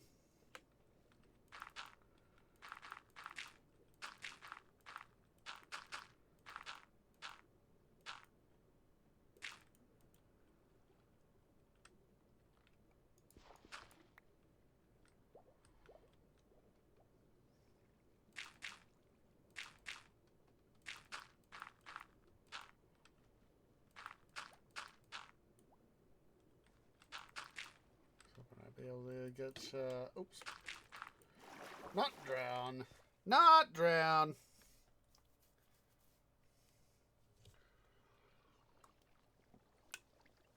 Hydrate a little.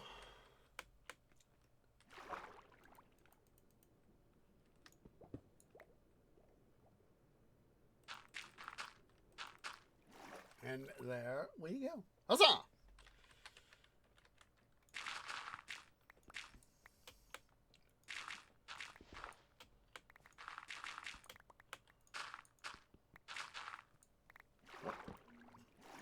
That was easily fixed.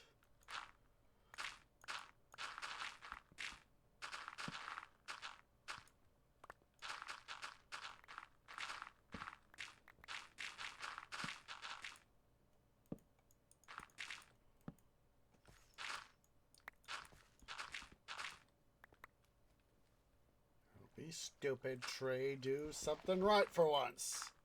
There you go. See? Was that so hard?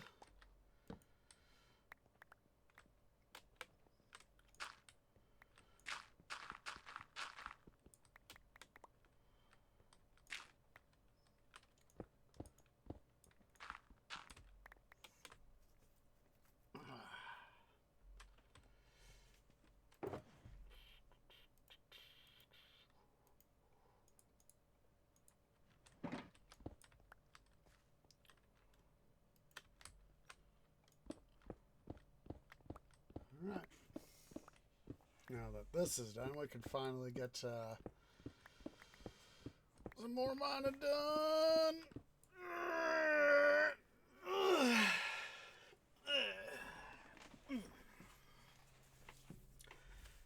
Way back to base. We do need to remember to check that one spot with the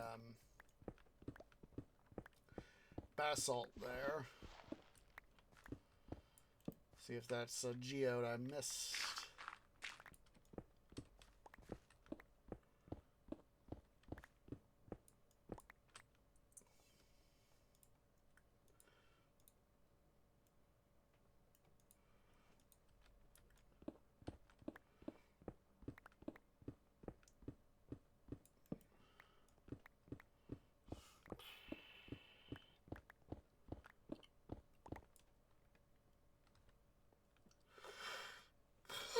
Excuse me. I was just trying to keep myself awake, you know. It's one of these things, of course, with me not normally streaming on Sundays, it being more of a sporadic activity, it's, in some ways, it's a lot harder to keep myself awake because I normally have, you know, either a Twitch stream, 1, 2, 3...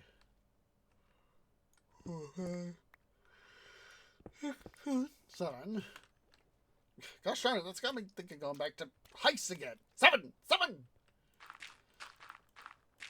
Basically, at the roundhouse at the Colorado Railroad Museum, they have an air compressor that as Mark Huber, aka Heiss himself, once said, we have an air compressor that sometimes feels the need to sneeze, and so I'll make this air release. And so it's become a running gag of shouting, 7! Whenever it does that. It's actually what happened on my second day at the CRRM, actually. I was talking to a gentleman and one of the volunteers who was at the turntable. He was showing people, here's how they did the turntable, to help spin the locomotive to either the right track or, turn it around. And I actually got to push it and pull it, get it started and pull it to a stop. Then, so after I had done that, I was just, talking to the guy, got to say, I'm in town to hopefully meet Heiss today, if the train gods will permit it. And so, I've gotten to see Brett, but I hadn't talked to him yet. But of course is one of Mark's cohorts. And so I hear psh, and I instantly go 7, and then I hear a shout from within the shop, presumably Brett. It was like a second later. He went, presumably, he said it was he who said 7, and I was like, here we go. It happened. I shouted 7, and then somebody else shouted 7.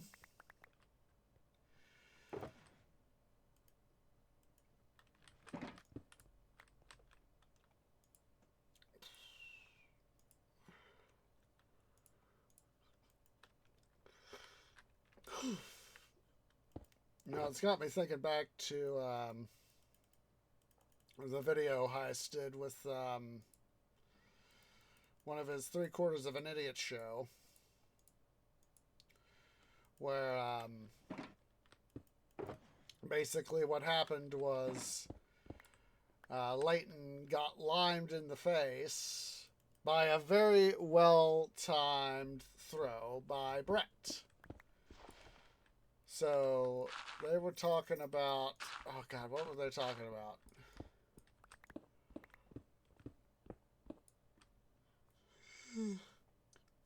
Something like the galloping geese. Oh, hello. Jeez Louise, white cat.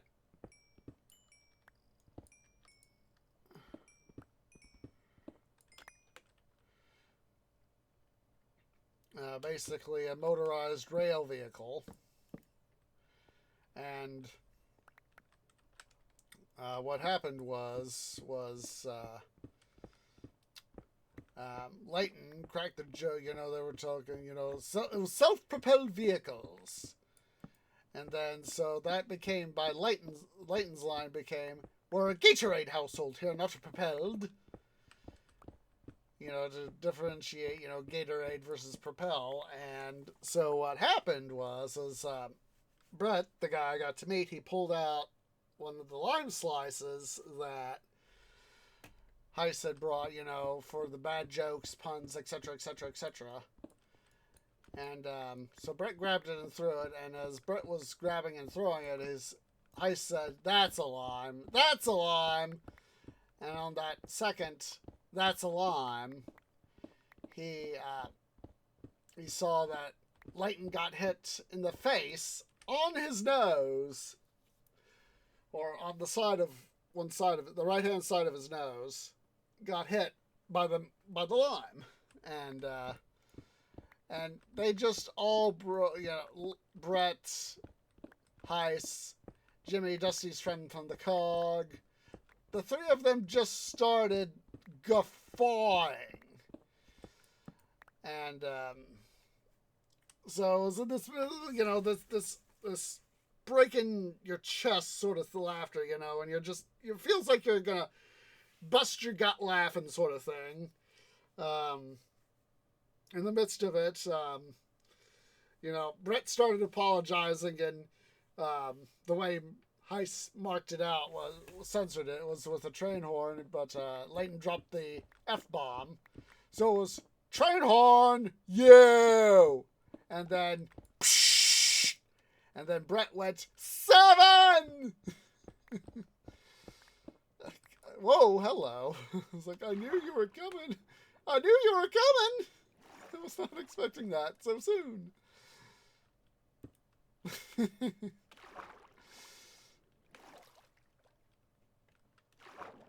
me get that video for you guys before I completely forget. Let's see here.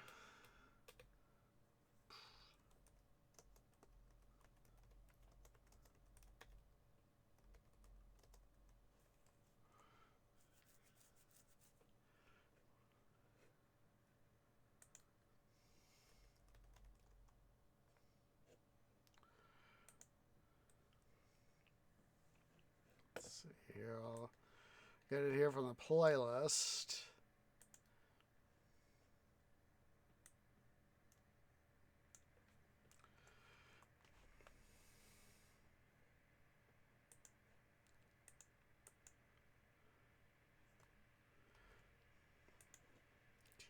There is the link, the playlist link, and the time you guys need is 13 minutes in. They're busy starting off doing the the bad jokes of Gatorade and Propelled and all that, and then at 13:12, that's when Leighton utters his line and gets limed. It's just so funny to watch, and I always get a kick out of watching Leighton get limed because, he obviously didn't mean to target, Brett didn't mean to target Leighton's face, but Leighton still got hit in the face. So, just a second. I need to stretch, and I think White Cat's knocking on my door. Just a second.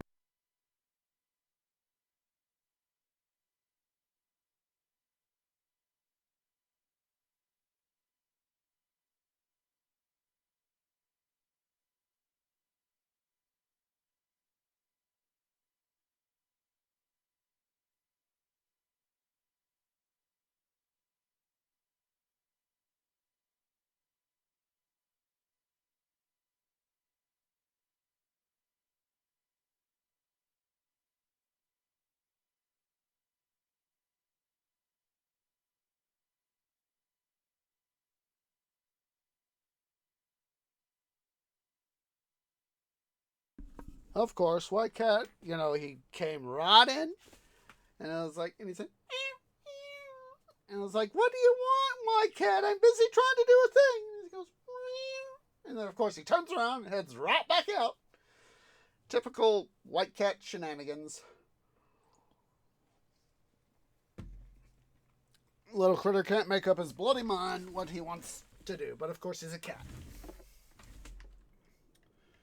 So, let's see here.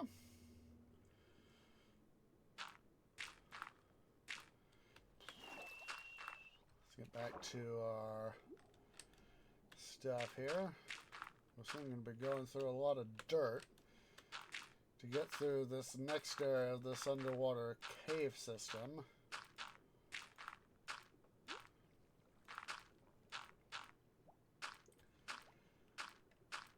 I thought on my trip to the CRRM, I thought about going to a local, there was a reasonably nearby grocery store, and I thought about perhaps going to it to get myself a lime so I could crack a bad pun and, have Heist or one of his buddies lime me. Be able to say, I was like, that would have been sweet to say, yeah, I was like, I cracked a bad joke in front of Heist, and, I got limed for it. But, as I've said before, this wasn't in the cards, unfortunately.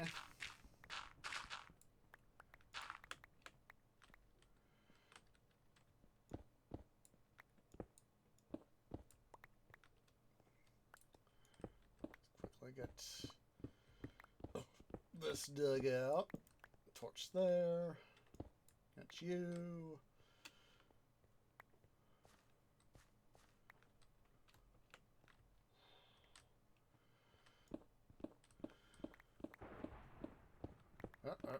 Thunderboom.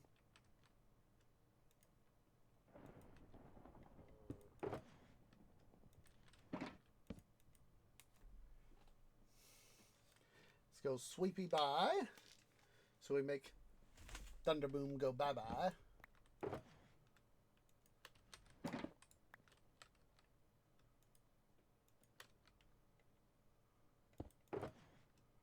Oh, not their tree.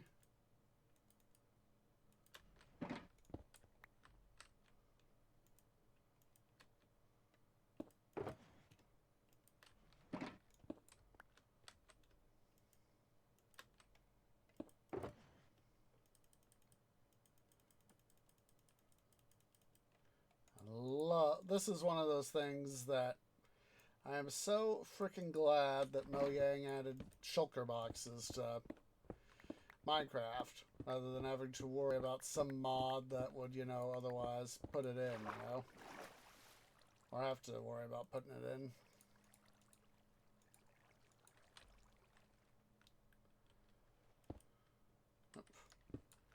That's not going to do me any good.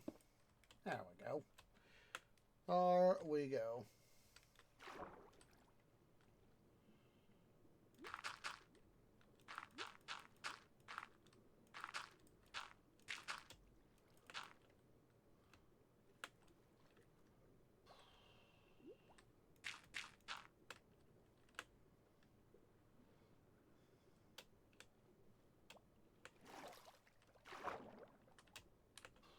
Just quickly coming over here to double check the height.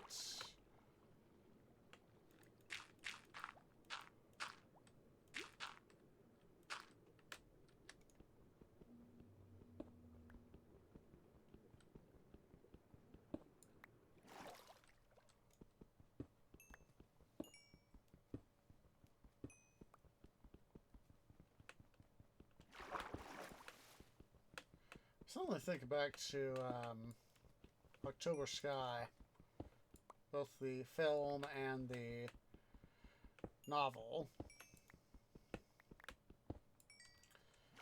Saw October Sky originally I saw it many years ago when I was a much younger tree. I think Tree Mom was the one who bought it for me on VHS, I think it was. That's what I remember, at least. And so part of the story, of course, revolves around Homer Hickam and how he grew up in essentially a small town, West Virginia, named Colwood. Very original name, of course. And basically how he, he was determined not to become somebody like his father. Now, in the cinema version, they change his dad's name. God, what was it? His dad's original name was Homer Hickam Sr. because protagonist Homer is Homer Hickam Jr.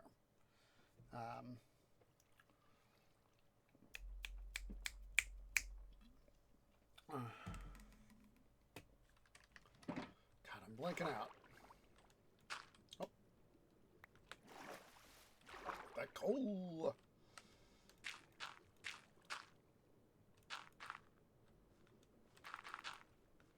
But,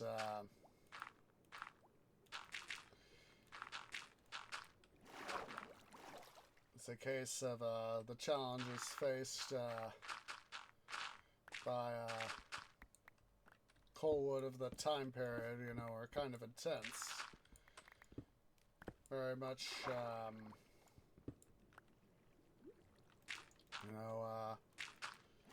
with it being very much so a company town. Basically, the old wood company basically owned everything in the town, lock, stock, and barrel. And basically, the tensions between employment, managers and workers, that sort of thing. Father and son in the case of Homer and his father. And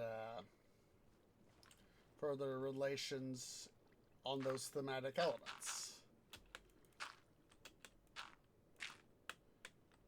It's a little bit of a funny part in the film, I find. A part where they're trying to figure out how to not ruin any of their powder propellant, but needing a binder to basically make it more stable and, solid. And of course, they needed some alcohol, but of course they say, in the film, it's, not any of this watered down junk that's in the store, the company store. And of course, Roy Lee, known as the, they go to Big Creek High School, which is in the community of War, a town not too far, but it's a long trek because we're dealing with mountain territory, of course. It was like only a couple miles as the bird flies, but it was like with the Georgetown Loop that I went on. It was, some distance by train, or in this case by road.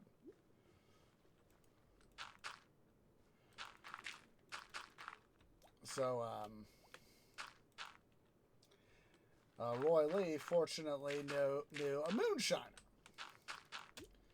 Because, he is Roy Lee, is,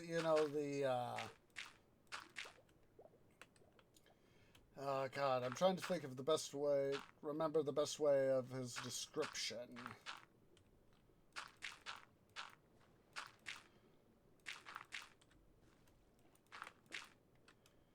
Sort of a guy who knew things is sort of the best way I can think of. I saw the lapis and I was thinking at first I thought it was a glitch. I saw it and I was like, is that a glitch I just saw? And I was like, nope. It was a bit of lapis.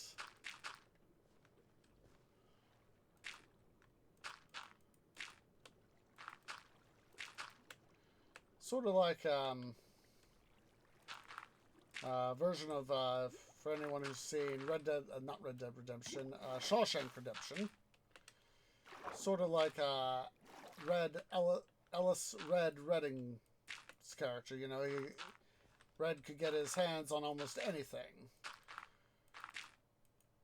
Sort of like that. That sort of character. Yeah. Oh, we'll need it there anyway.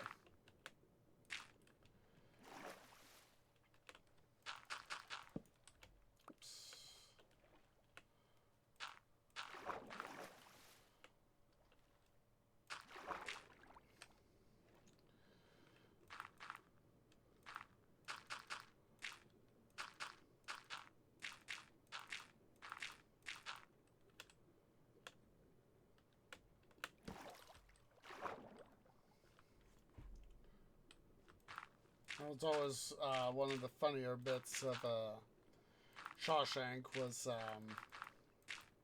as I said, I think it's probably a lot of people's favorite part of the film.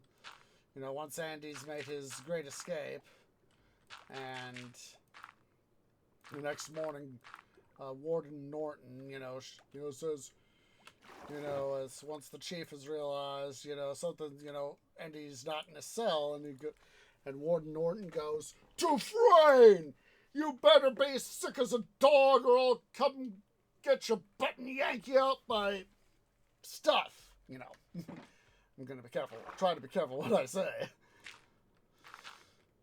And then, of course, when he and the chief get back to the cell, you know, they look around and, you know, he picks up one of the,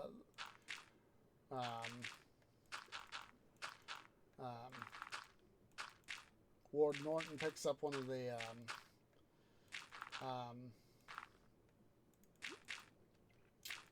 chess pieces that Andy had been carving, and, you know, he throws it to Raquel, the photo of Raquel from 1 million BC. And, well, why don't we ask this little lady? You got something to say there, sweet cheeks? And then, of course, you know, he throws the chess piece into the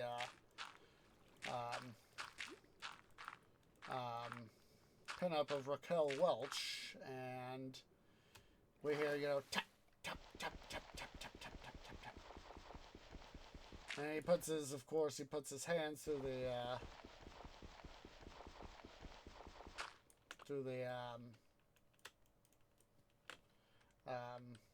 hole in the thing he made, and, you know, his hand literally goes, and, you know, then he pulls down the poster, and his, you know, his eyes go big and round, and he's like, holy bejeebus! You know, he realizes that Andy has done the impossible. He's literally escaped from Shawshank Prison. And of course, it's his downfall from there. I wouldn't necessarily say a swan song, but it's definitely Andy's swan song. That's for sure.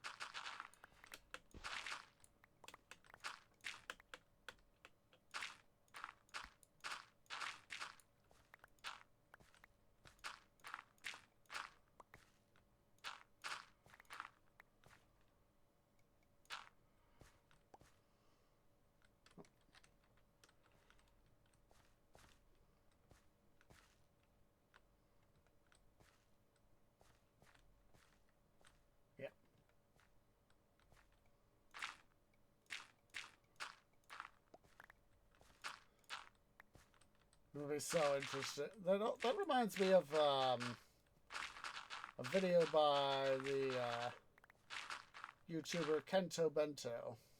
Wait, did I? Did. Duh. About the I forget the guy's name, but he was known in Japan as the Great Escape Artist.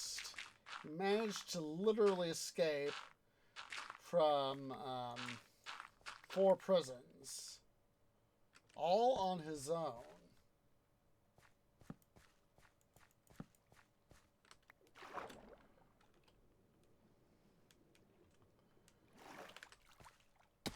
Convenient way to get back over here.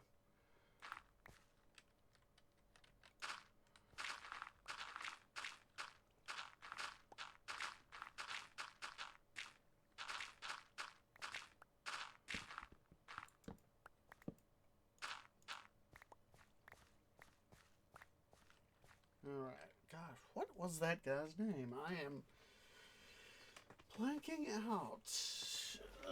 Let me see here.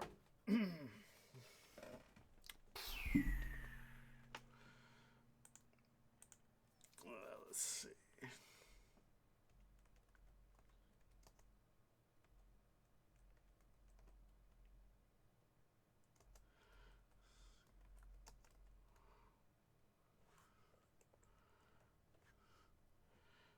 Yoshie Shiratori. That was it. Here is the link right here to the Kento Bento video. He hasn't turned out anything. I think he's been on a break. Yeah.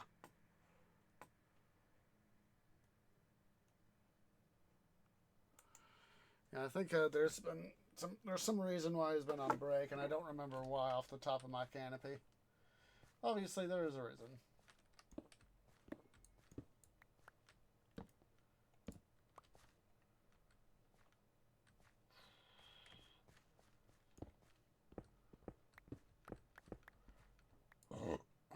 Excuse me, but it felt good. Excuse me again, it still felt good.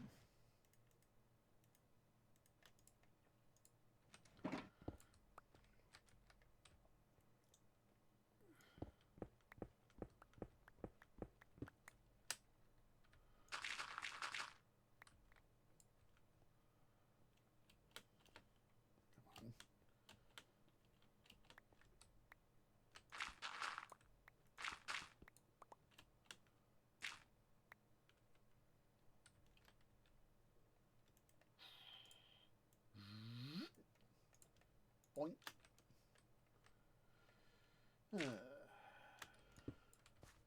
Ow. How did I forget that coal? Bleh. Department of Duh. Department of Duh.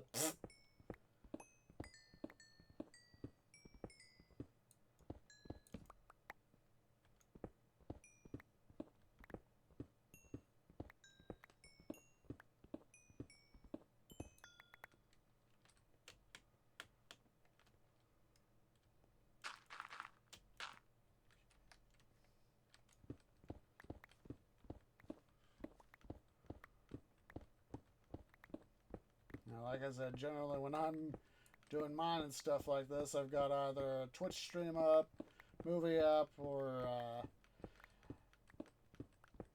YouTube documentary up. Just tell me. Ow. Ow. Ow. Stupid. One of my shoulders is really knotted up. I can feel the knot in my coming through part of my bark. Gosh darn.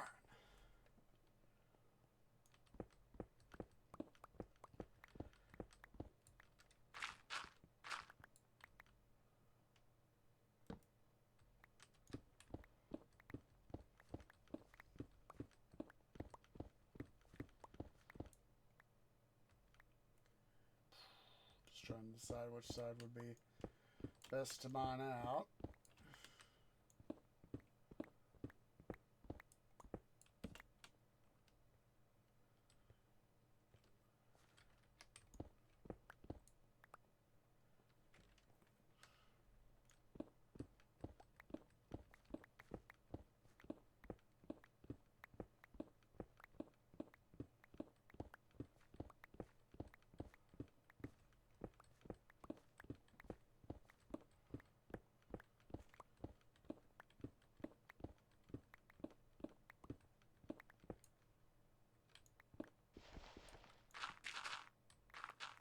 Like I said, I will never.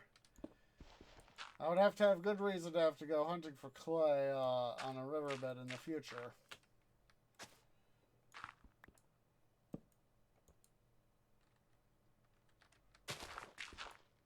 Not with the way they've added these lush caverns and all that.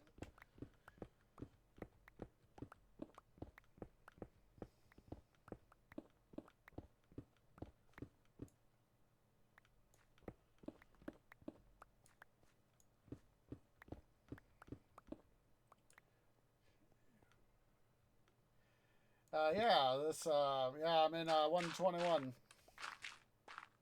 I haven't done much looking for the new stuff yet. Mostly I'd have to do some terrain generation to do that. And I might have been able to do that when I went looking out the other day, Drev, for some sea temples to raid for building materials. So I may have inadvertently spawned in a trials chamber. Oops. That was oopsie poopsies. Yeah, I haven't gone looking for that yet, but I'd probably go ahead and at some point need to do a recon. And Oh yeah, that, thank you for reminding me.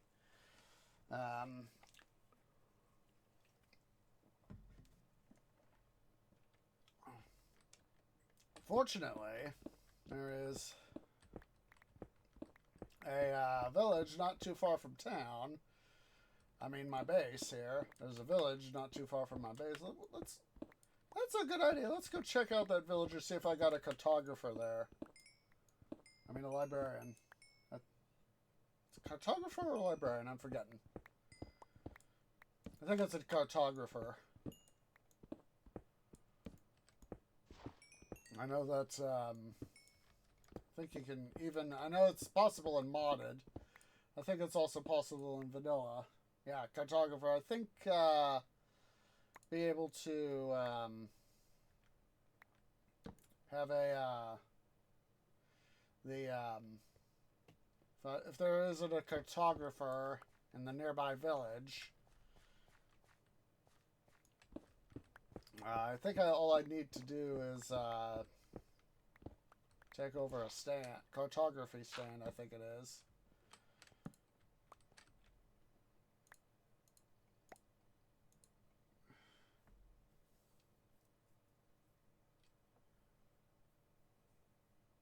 Ah. Well, you see, Drev, I have a way of not needing to worry about using cartographers for ocean monuments. So this little thing called junk base. That is how I do my stuff there. So 1, 2, 3, 4, 5, 6, 7, 8, 9, 10, 11, 12, 13, 14, 15. Yeah, I use junk base. Oops.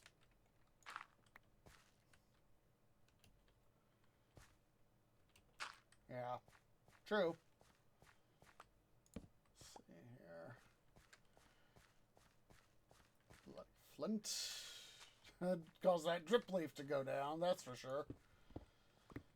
It just went, wee! Bounce, bounce, wee! Oh, I'm down, says the drip leaf. Yeah, I use chunk base to find ocean monuments. I know that some people would say, oh, that's cheating. It was like, it's cheating the fact that it's making me have to look so hard to find one little thing.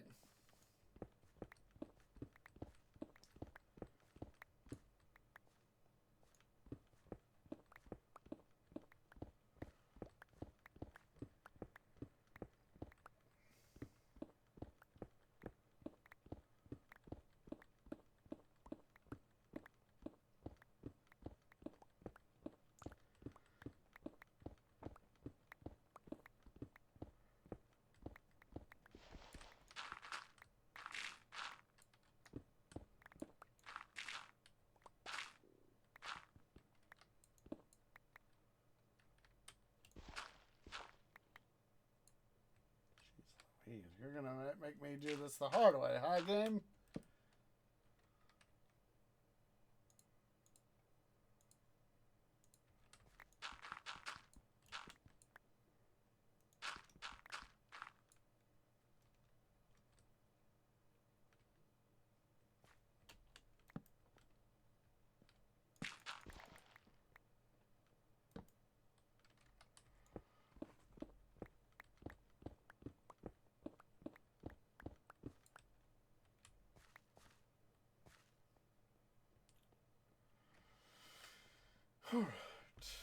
Now let's go check out that village.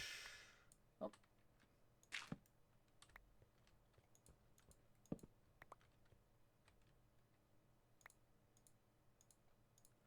Go away, Flint. Bloody piece of junk. Of course, now I gotta pillar up.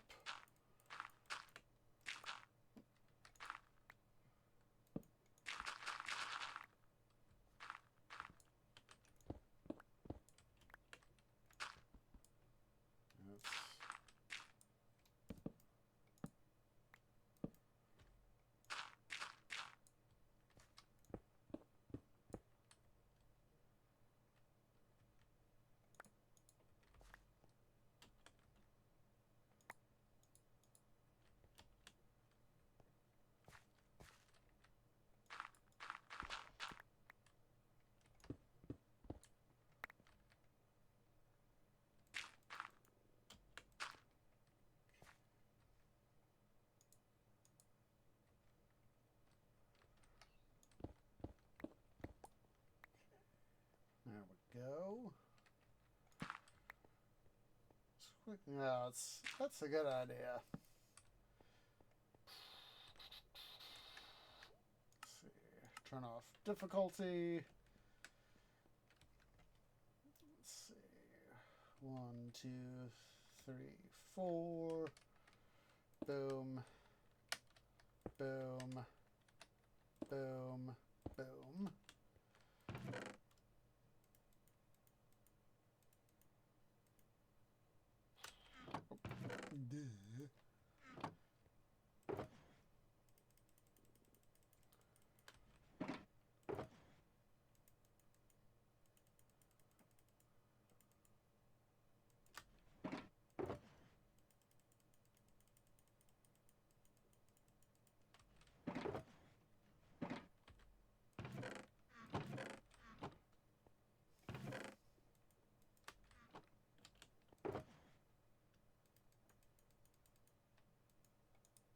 Go ahead here and quickly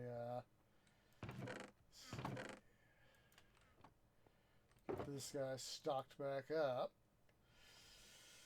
That should be up. That's everything I need. Ugh.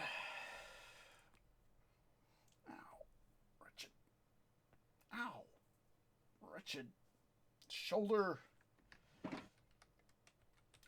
let's quickly up. Wrong chest. 1, 2, 3, 4. Stack of dirt. Grab you.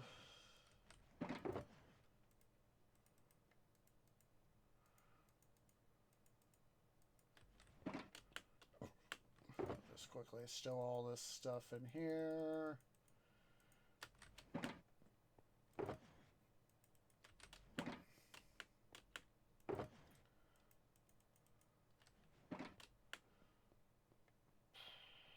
I do want an empty shulker chest to come with in addition to my supply chest.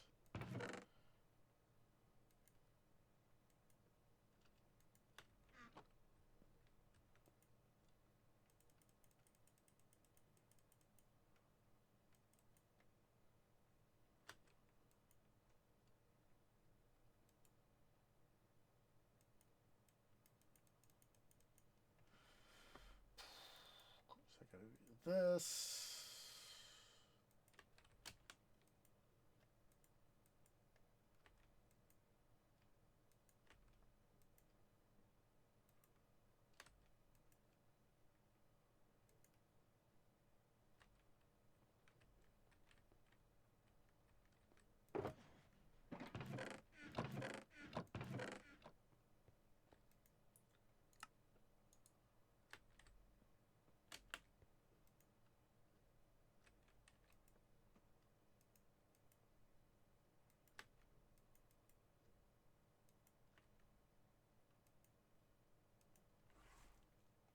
Alright.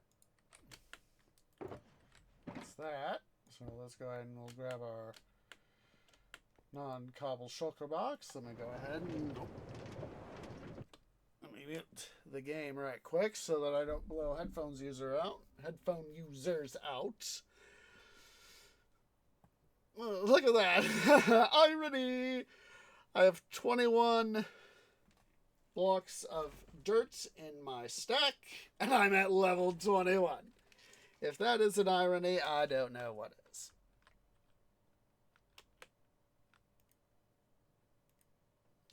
Head under the smelter here.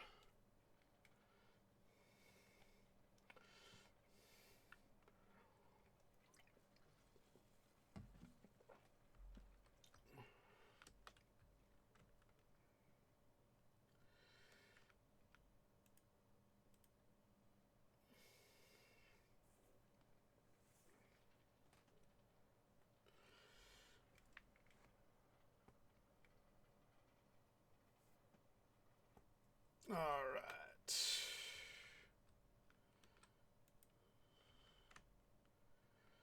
see here. Get ourselves. Should have leads. It's horse armor. Saddles. Where in the heck did I put all those leads? Hay bales. come bloody. I'm a dum-dum. That's why I'm not finding them.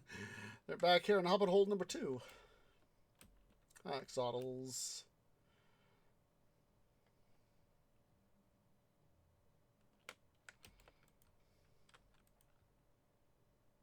Let's see. There they are. Take several leads. Take some oak fences. And it's nighttime. Let's quickly go Betty bye.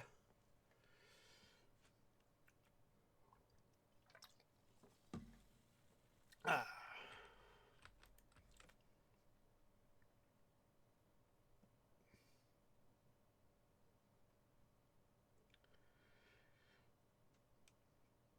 Let's see here. Just a sec here. I'm going to quickly go use the mimic real life. Mimic real life. I'm going to quickly go use the little trees room. I will be back in a sec.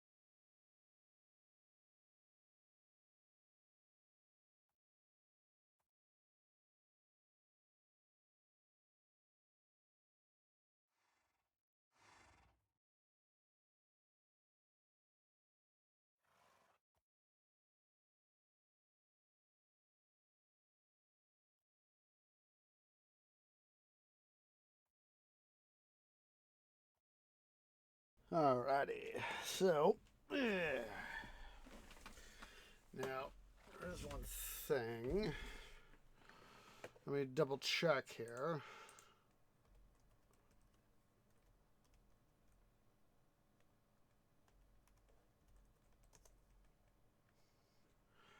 Check cartographer trading. Let's see.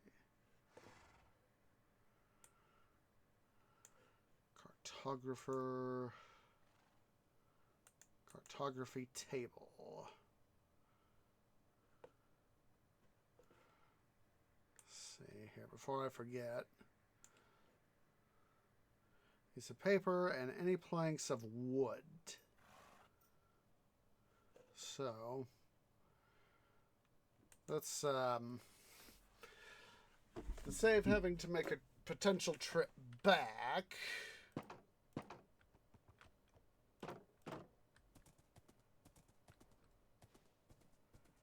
Yes, you are indeed fast boy.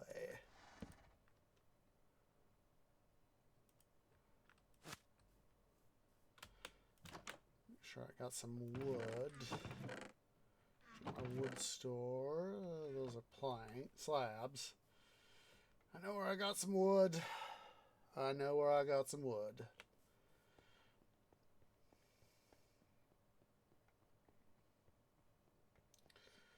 Oops. Almost made a wrong turn. Duck here through the throne room.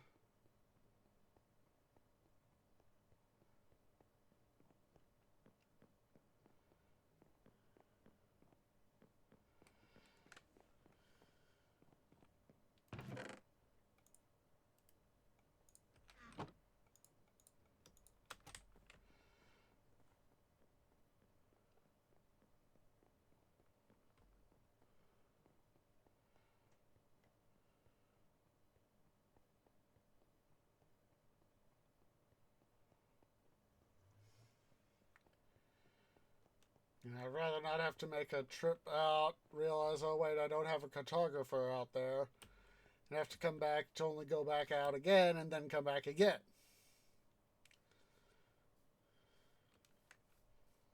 So now I got some paper, so I should have some paper.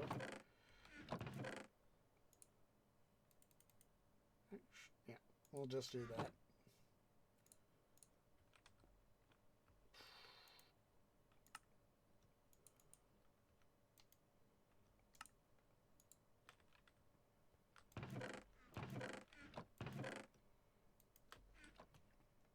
We now have a cartography table. We are future-proofed.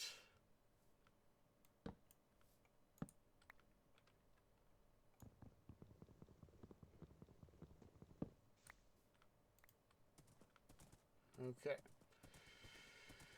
Hey, 30 on. Let's go, boy. Out through the wild birch hills here. Oh, good. Food is wunderbar. Food is very wunderbar. It's a piggy wiggy.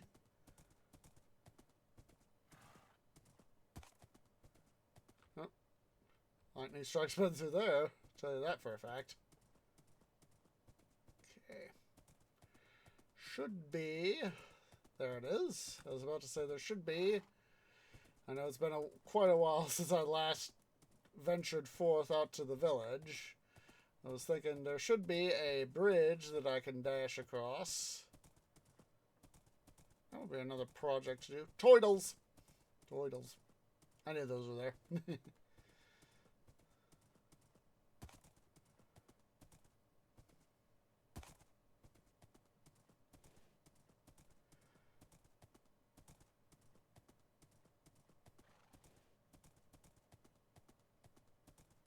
Ah. Yep. Yep. Sometimes you need to do that. Okay, we are here at the village. The nearest village.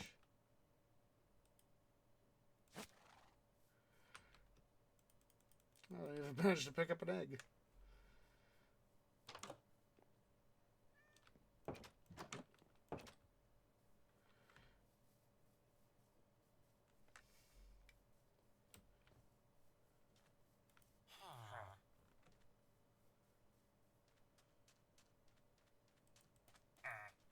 Looks like we got a bunch of nitwits.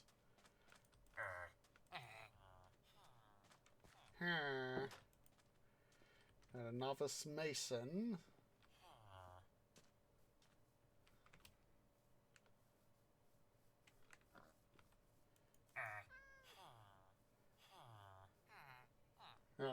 Yeah.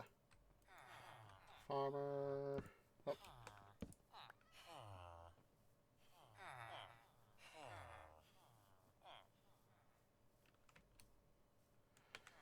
Let's see here.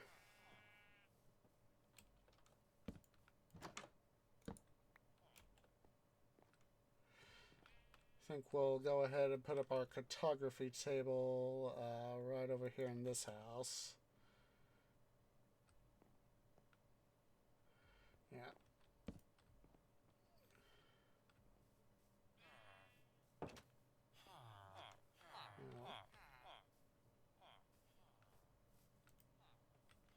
Cleric.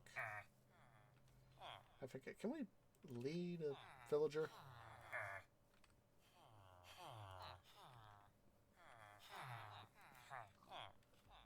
I have to literally bring the thing out.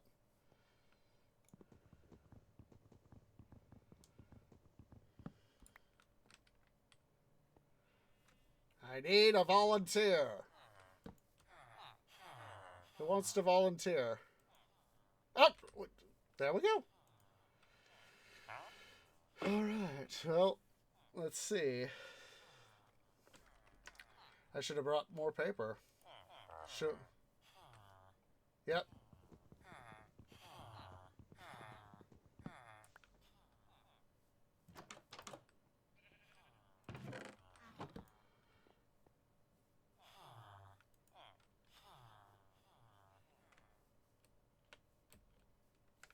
Where'd he go? There he is. Yeah. Yeah, it's, yeah,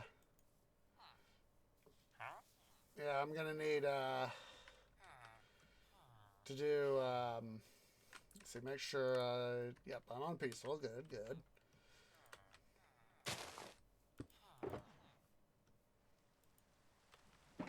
Yeah, well, I need the paper. Thing of it is, I don't have any paper.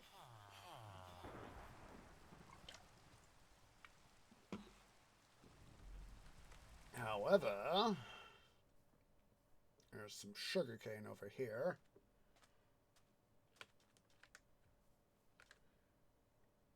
Ah.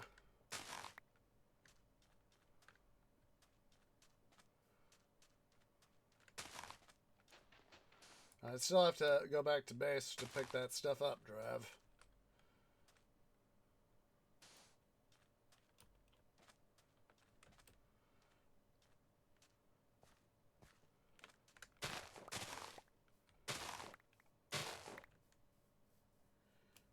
Yeah, well, I wasn't sure. Like I said, I didn't want to... Yeah, well, that's why I made sure to put it in his house, so... Oh. I forgot we could do that.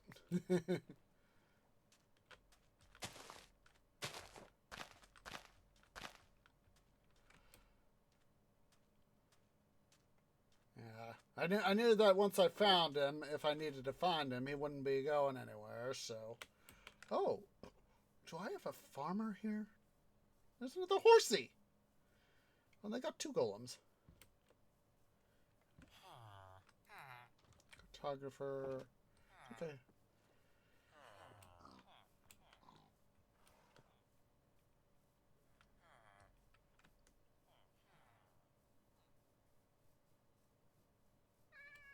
Kitty! Kitty!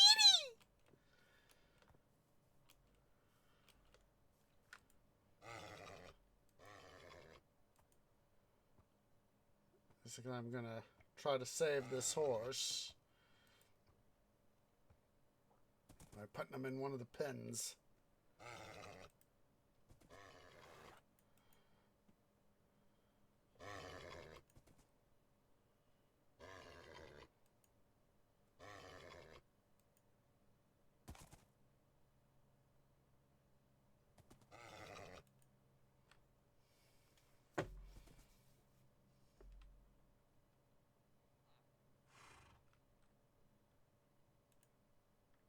I think I got him hearts on me.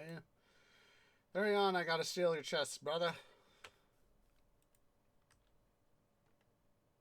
Ah, Thunderbooms. I had Thunderbooms earlier today.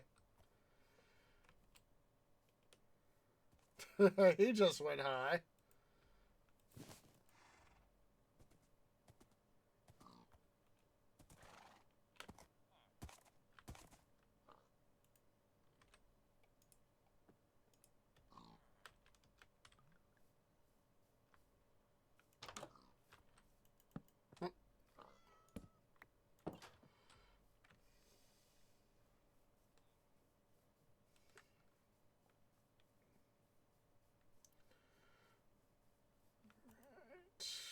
Let's see here.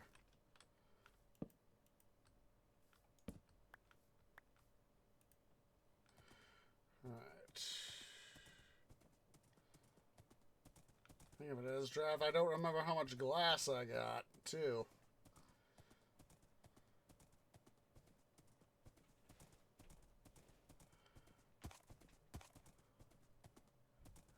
I think I got some sand, but I don't remember how much I got.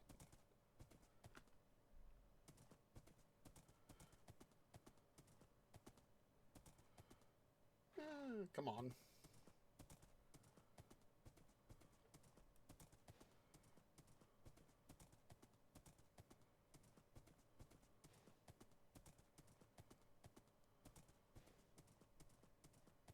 Yeah, that I know.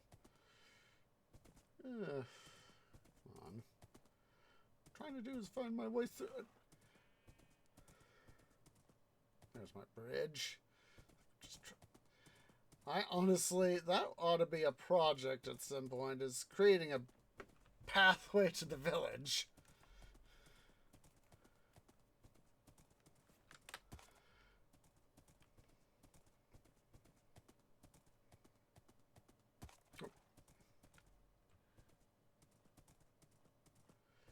Understood.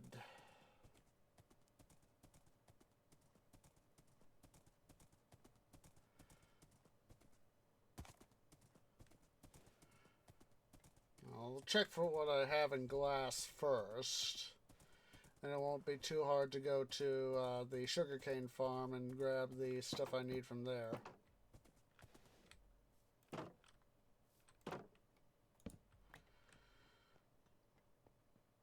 And I really keep meaning to get the stuff done. And, you know, IRL just keeps being sucky. Let's see.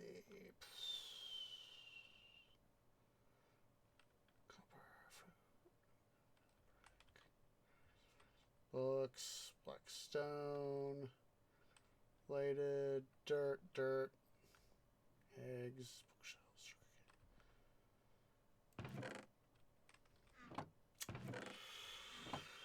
bookshelves. And I don't remember how much glass I got in the smelter.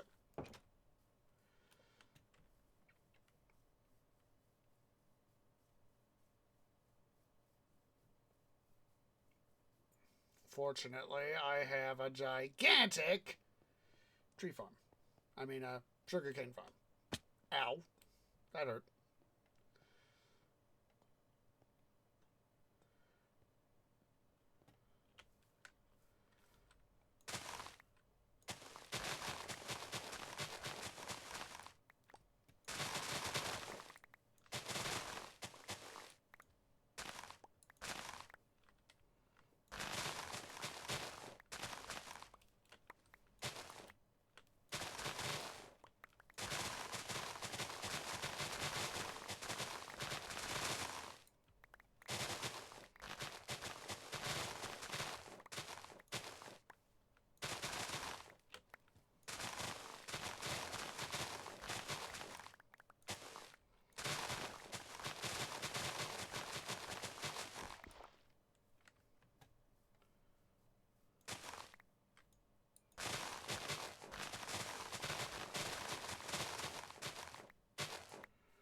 Alright, it's time to play 52 sugarcane pickup.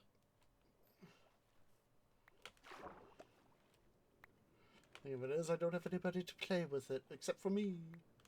Not even the squid would be willing to help. Stupid squid.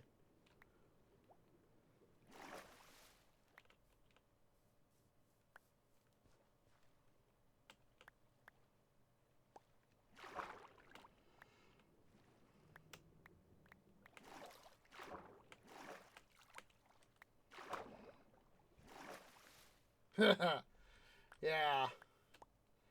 I wish. Thing of it is, this is single player. And I'd have to do a lot of a setup to get even you know, a simple LAN server, internet server setup.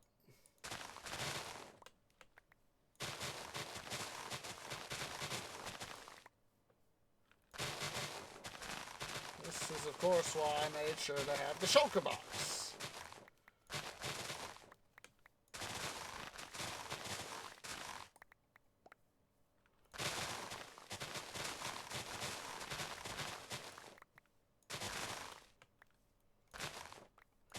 You know what would be nice? Some form of compressed sugarcane.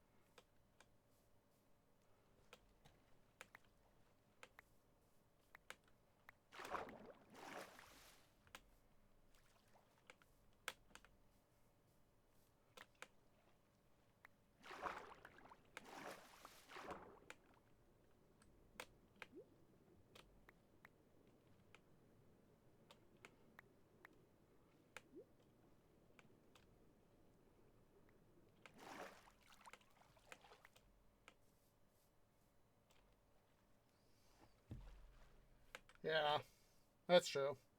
Think of it as I plan to eventually, get rid of this area. I want to get myself a data-style sugarcane collection farm. And make make it into both a sugarcane collection point as well as a bone marrow producing facility.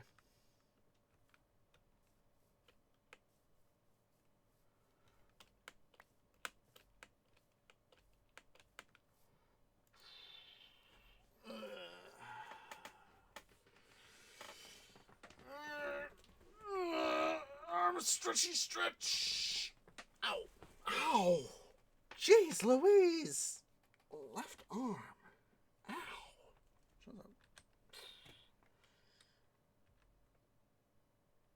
Ah.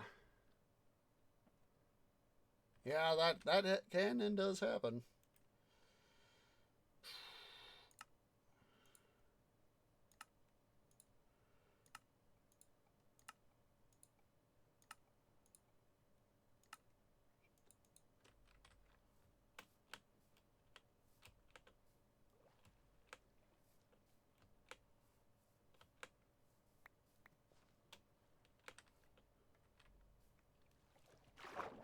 See if we haven't missed anything here. Oh.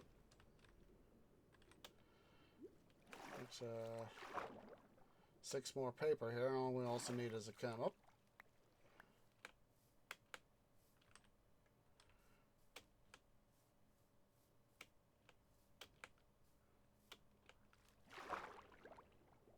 Squid.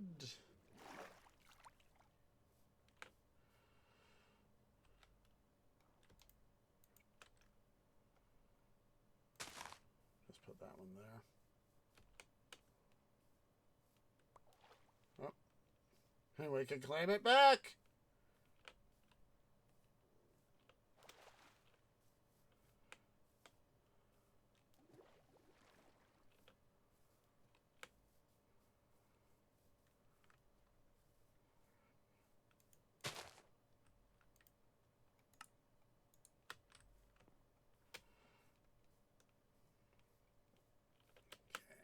Let's go get ourselves a compass.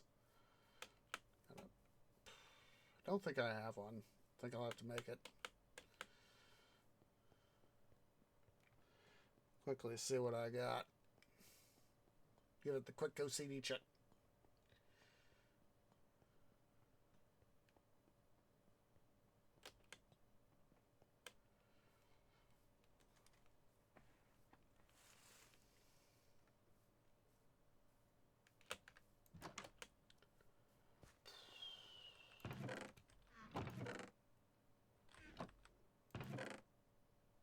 Oh, I do have a compass.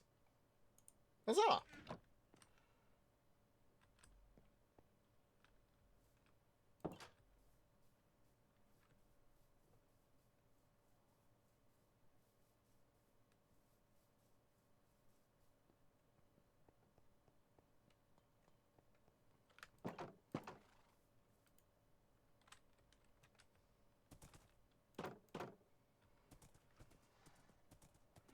Okay, my boy, let's go ahead and head on out.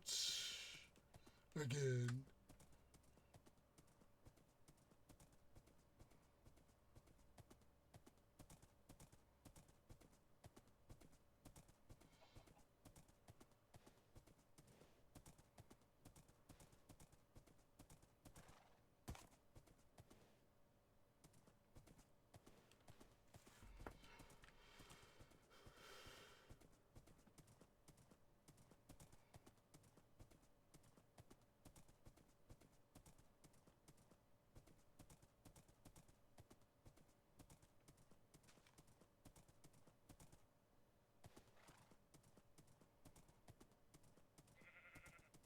Oh, bah yourself there, sheepy sheep.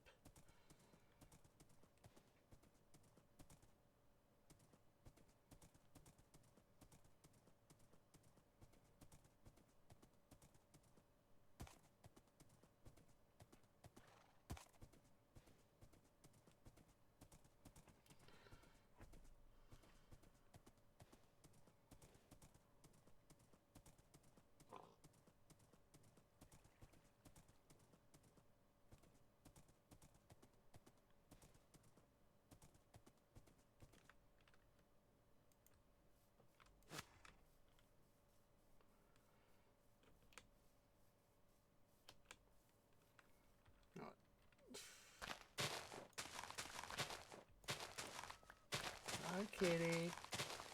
I'm going to adjust this pathway here. I'm going to level it out so looks nicer. Kitty!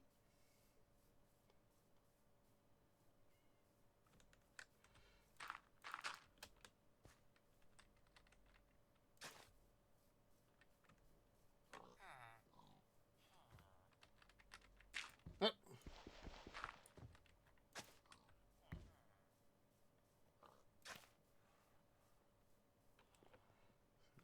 There's our farmer novice.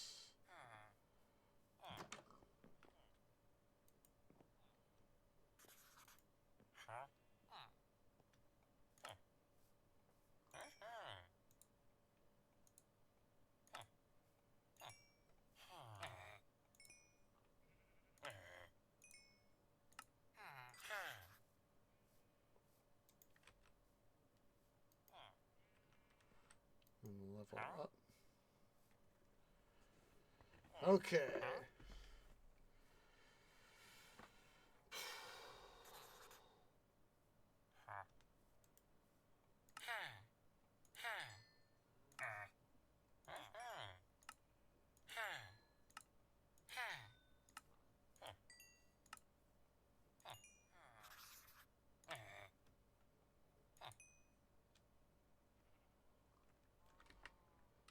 Okay.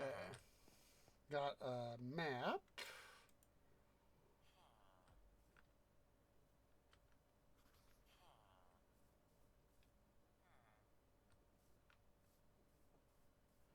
It was one of those things that, I wish it was easier to tell my location and all. Oh, wrong location for the wrong thing.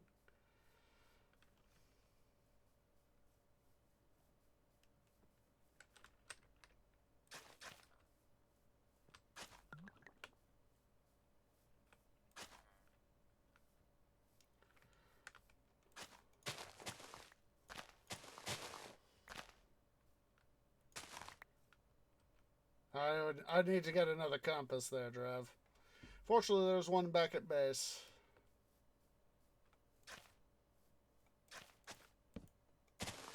Oops. Oopsie poopsies.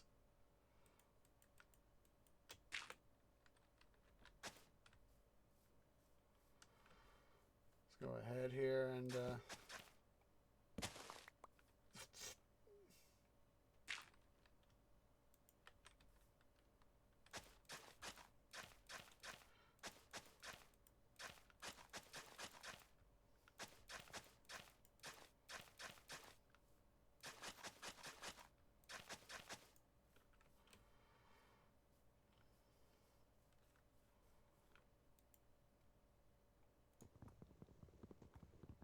look at that. 30 odds already heading toward home.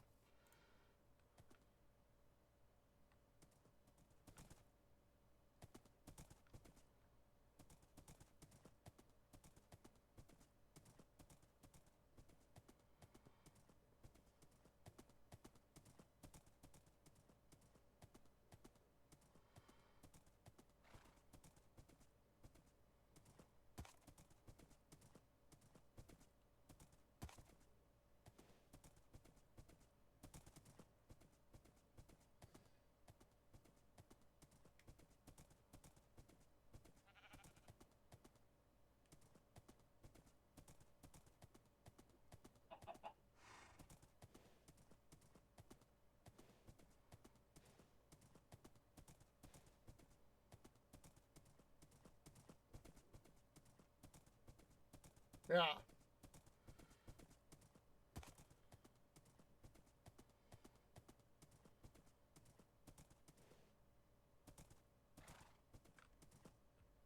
Yeah. I just figured I'd head back toward base first to drop off stuff I don't need first. Like all the paper.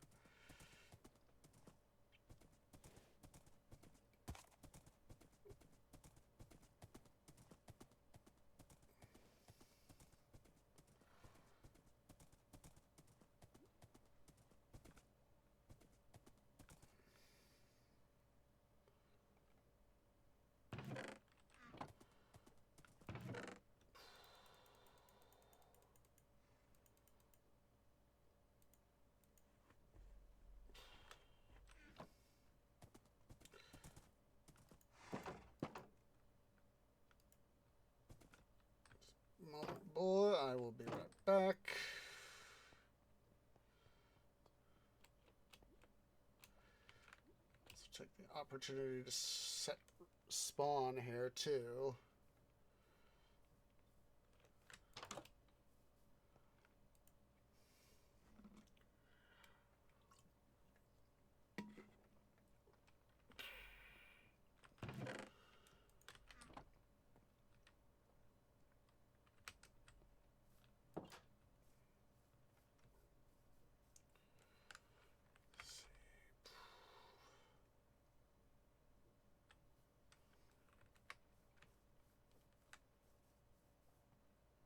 Yeah, I know.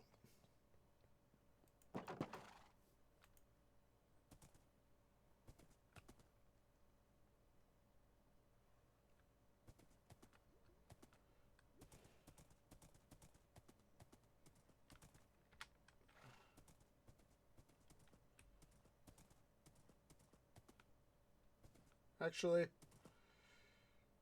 out of safety for Horsey. Come on. I think I'll just take him. I think I'll keep him here at base.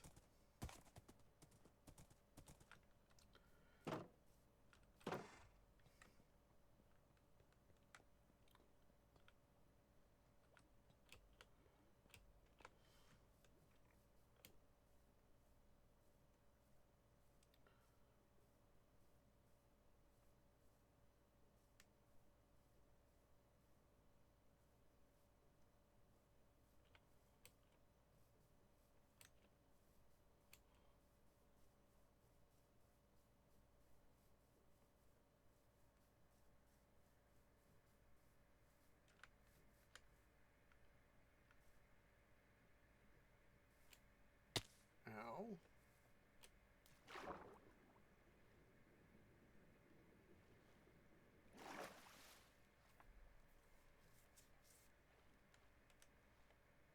Yeah, I got that in my shulker box right here in my supply shulker box. Yep. Got both shulkers. Got empty one there and full one of supplies there, so.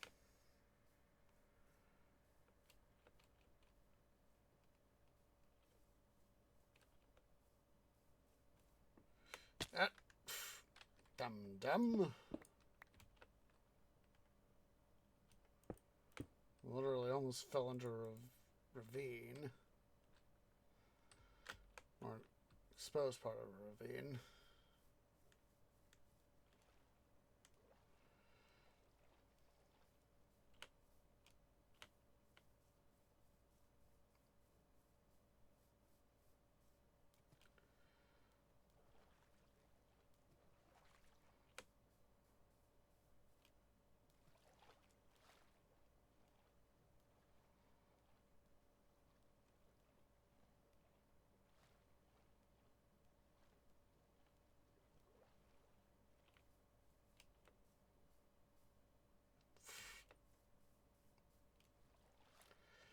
Very much dislike it when my virtual botanical brethren just get in my way.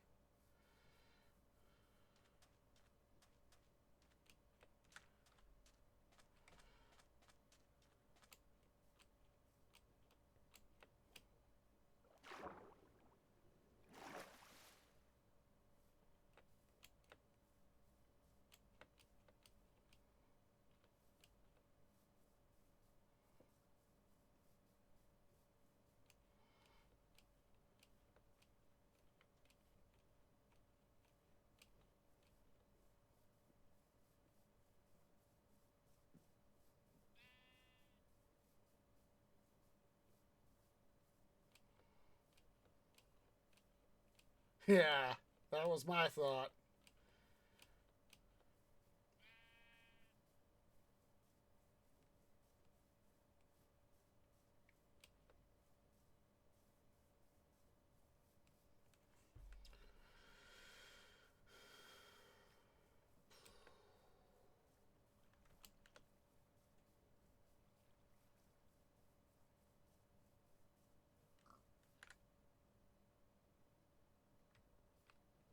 Do I have a boat?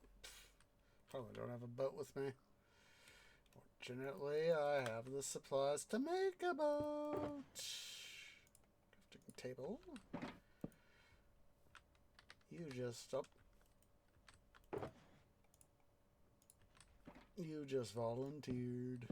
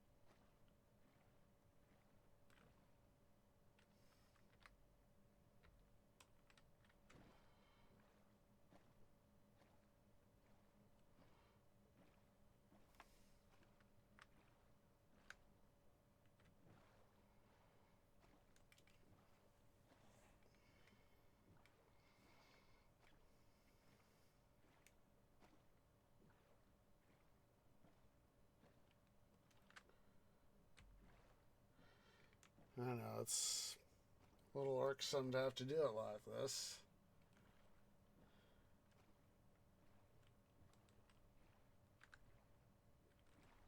Oh, yeah.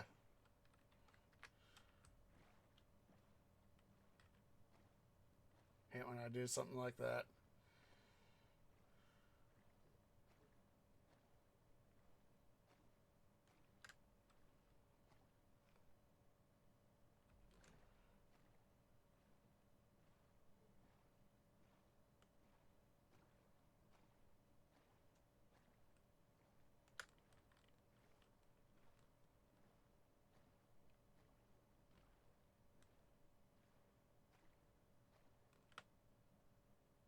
All right, I'm starting to show up. Starting to show up.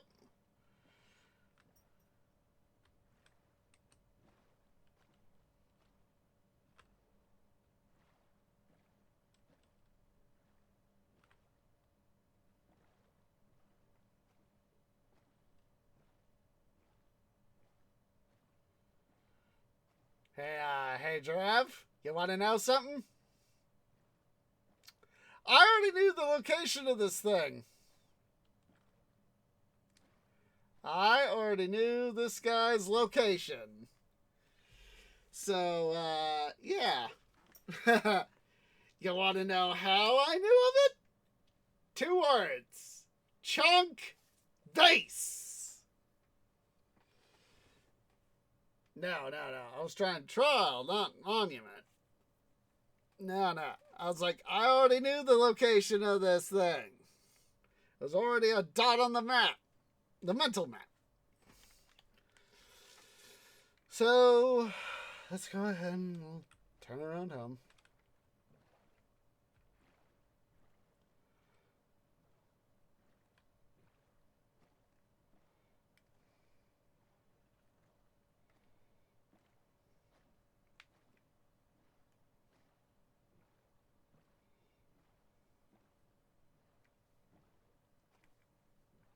I thought it was trying to get me toward a trial too.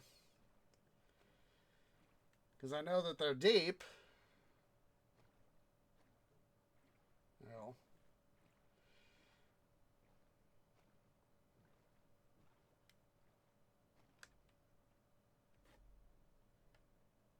Oh. Ocean Explorer. Duh. Yeah. Now, I'm going to get back to base and end the stream because that way I can make sure. Yep, exactly.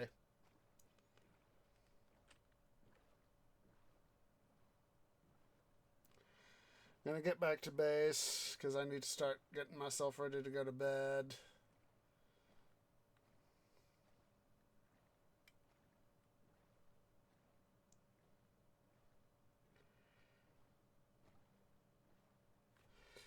Actually. We'll take advantage of the waterway as much as we can.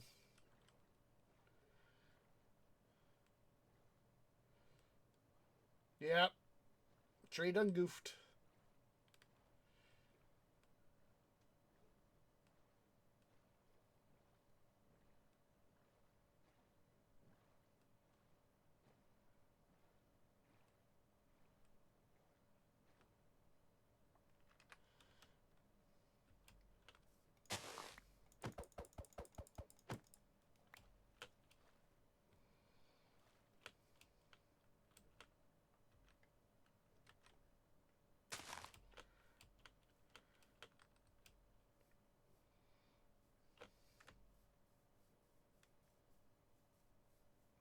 Unfortunately, Tree has a... When it comes to his maps and where he knows where he wants to go, he has a very innate sense of direction. May not be a perfect sense of direction, but it's very innate.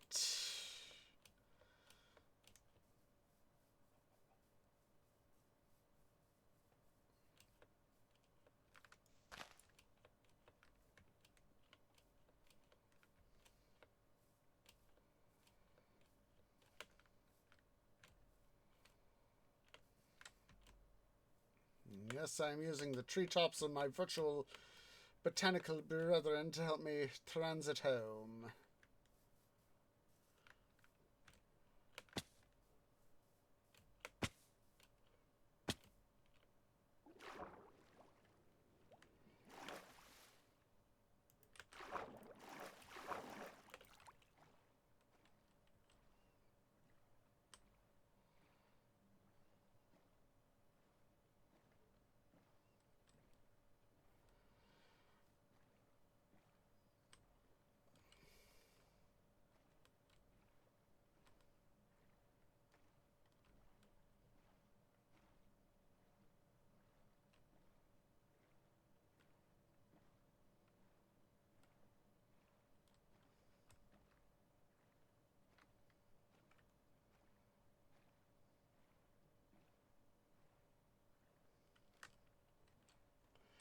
Hey, there's the farms. Made it home. Oops. Stand by for docking procedures. Boop. Alright, guys, so I'm going to start wrapping up. Partly because, of course, as I said, I need to go to bed myself, and the sleep schedule's been all screwed up lately. So hopefully later today, Monday, we'll have a Midwestern Minecraft regular stream. I'll try to get some, as I tidy things up and put away some clean bark and all that, I'll do a run on the smelter and get some stuff done there and all that jazz. So yeah, I do appreciate everybody who has come out. Not sure if anybody is live for a raid. Let me see who is live, if anybody. Oh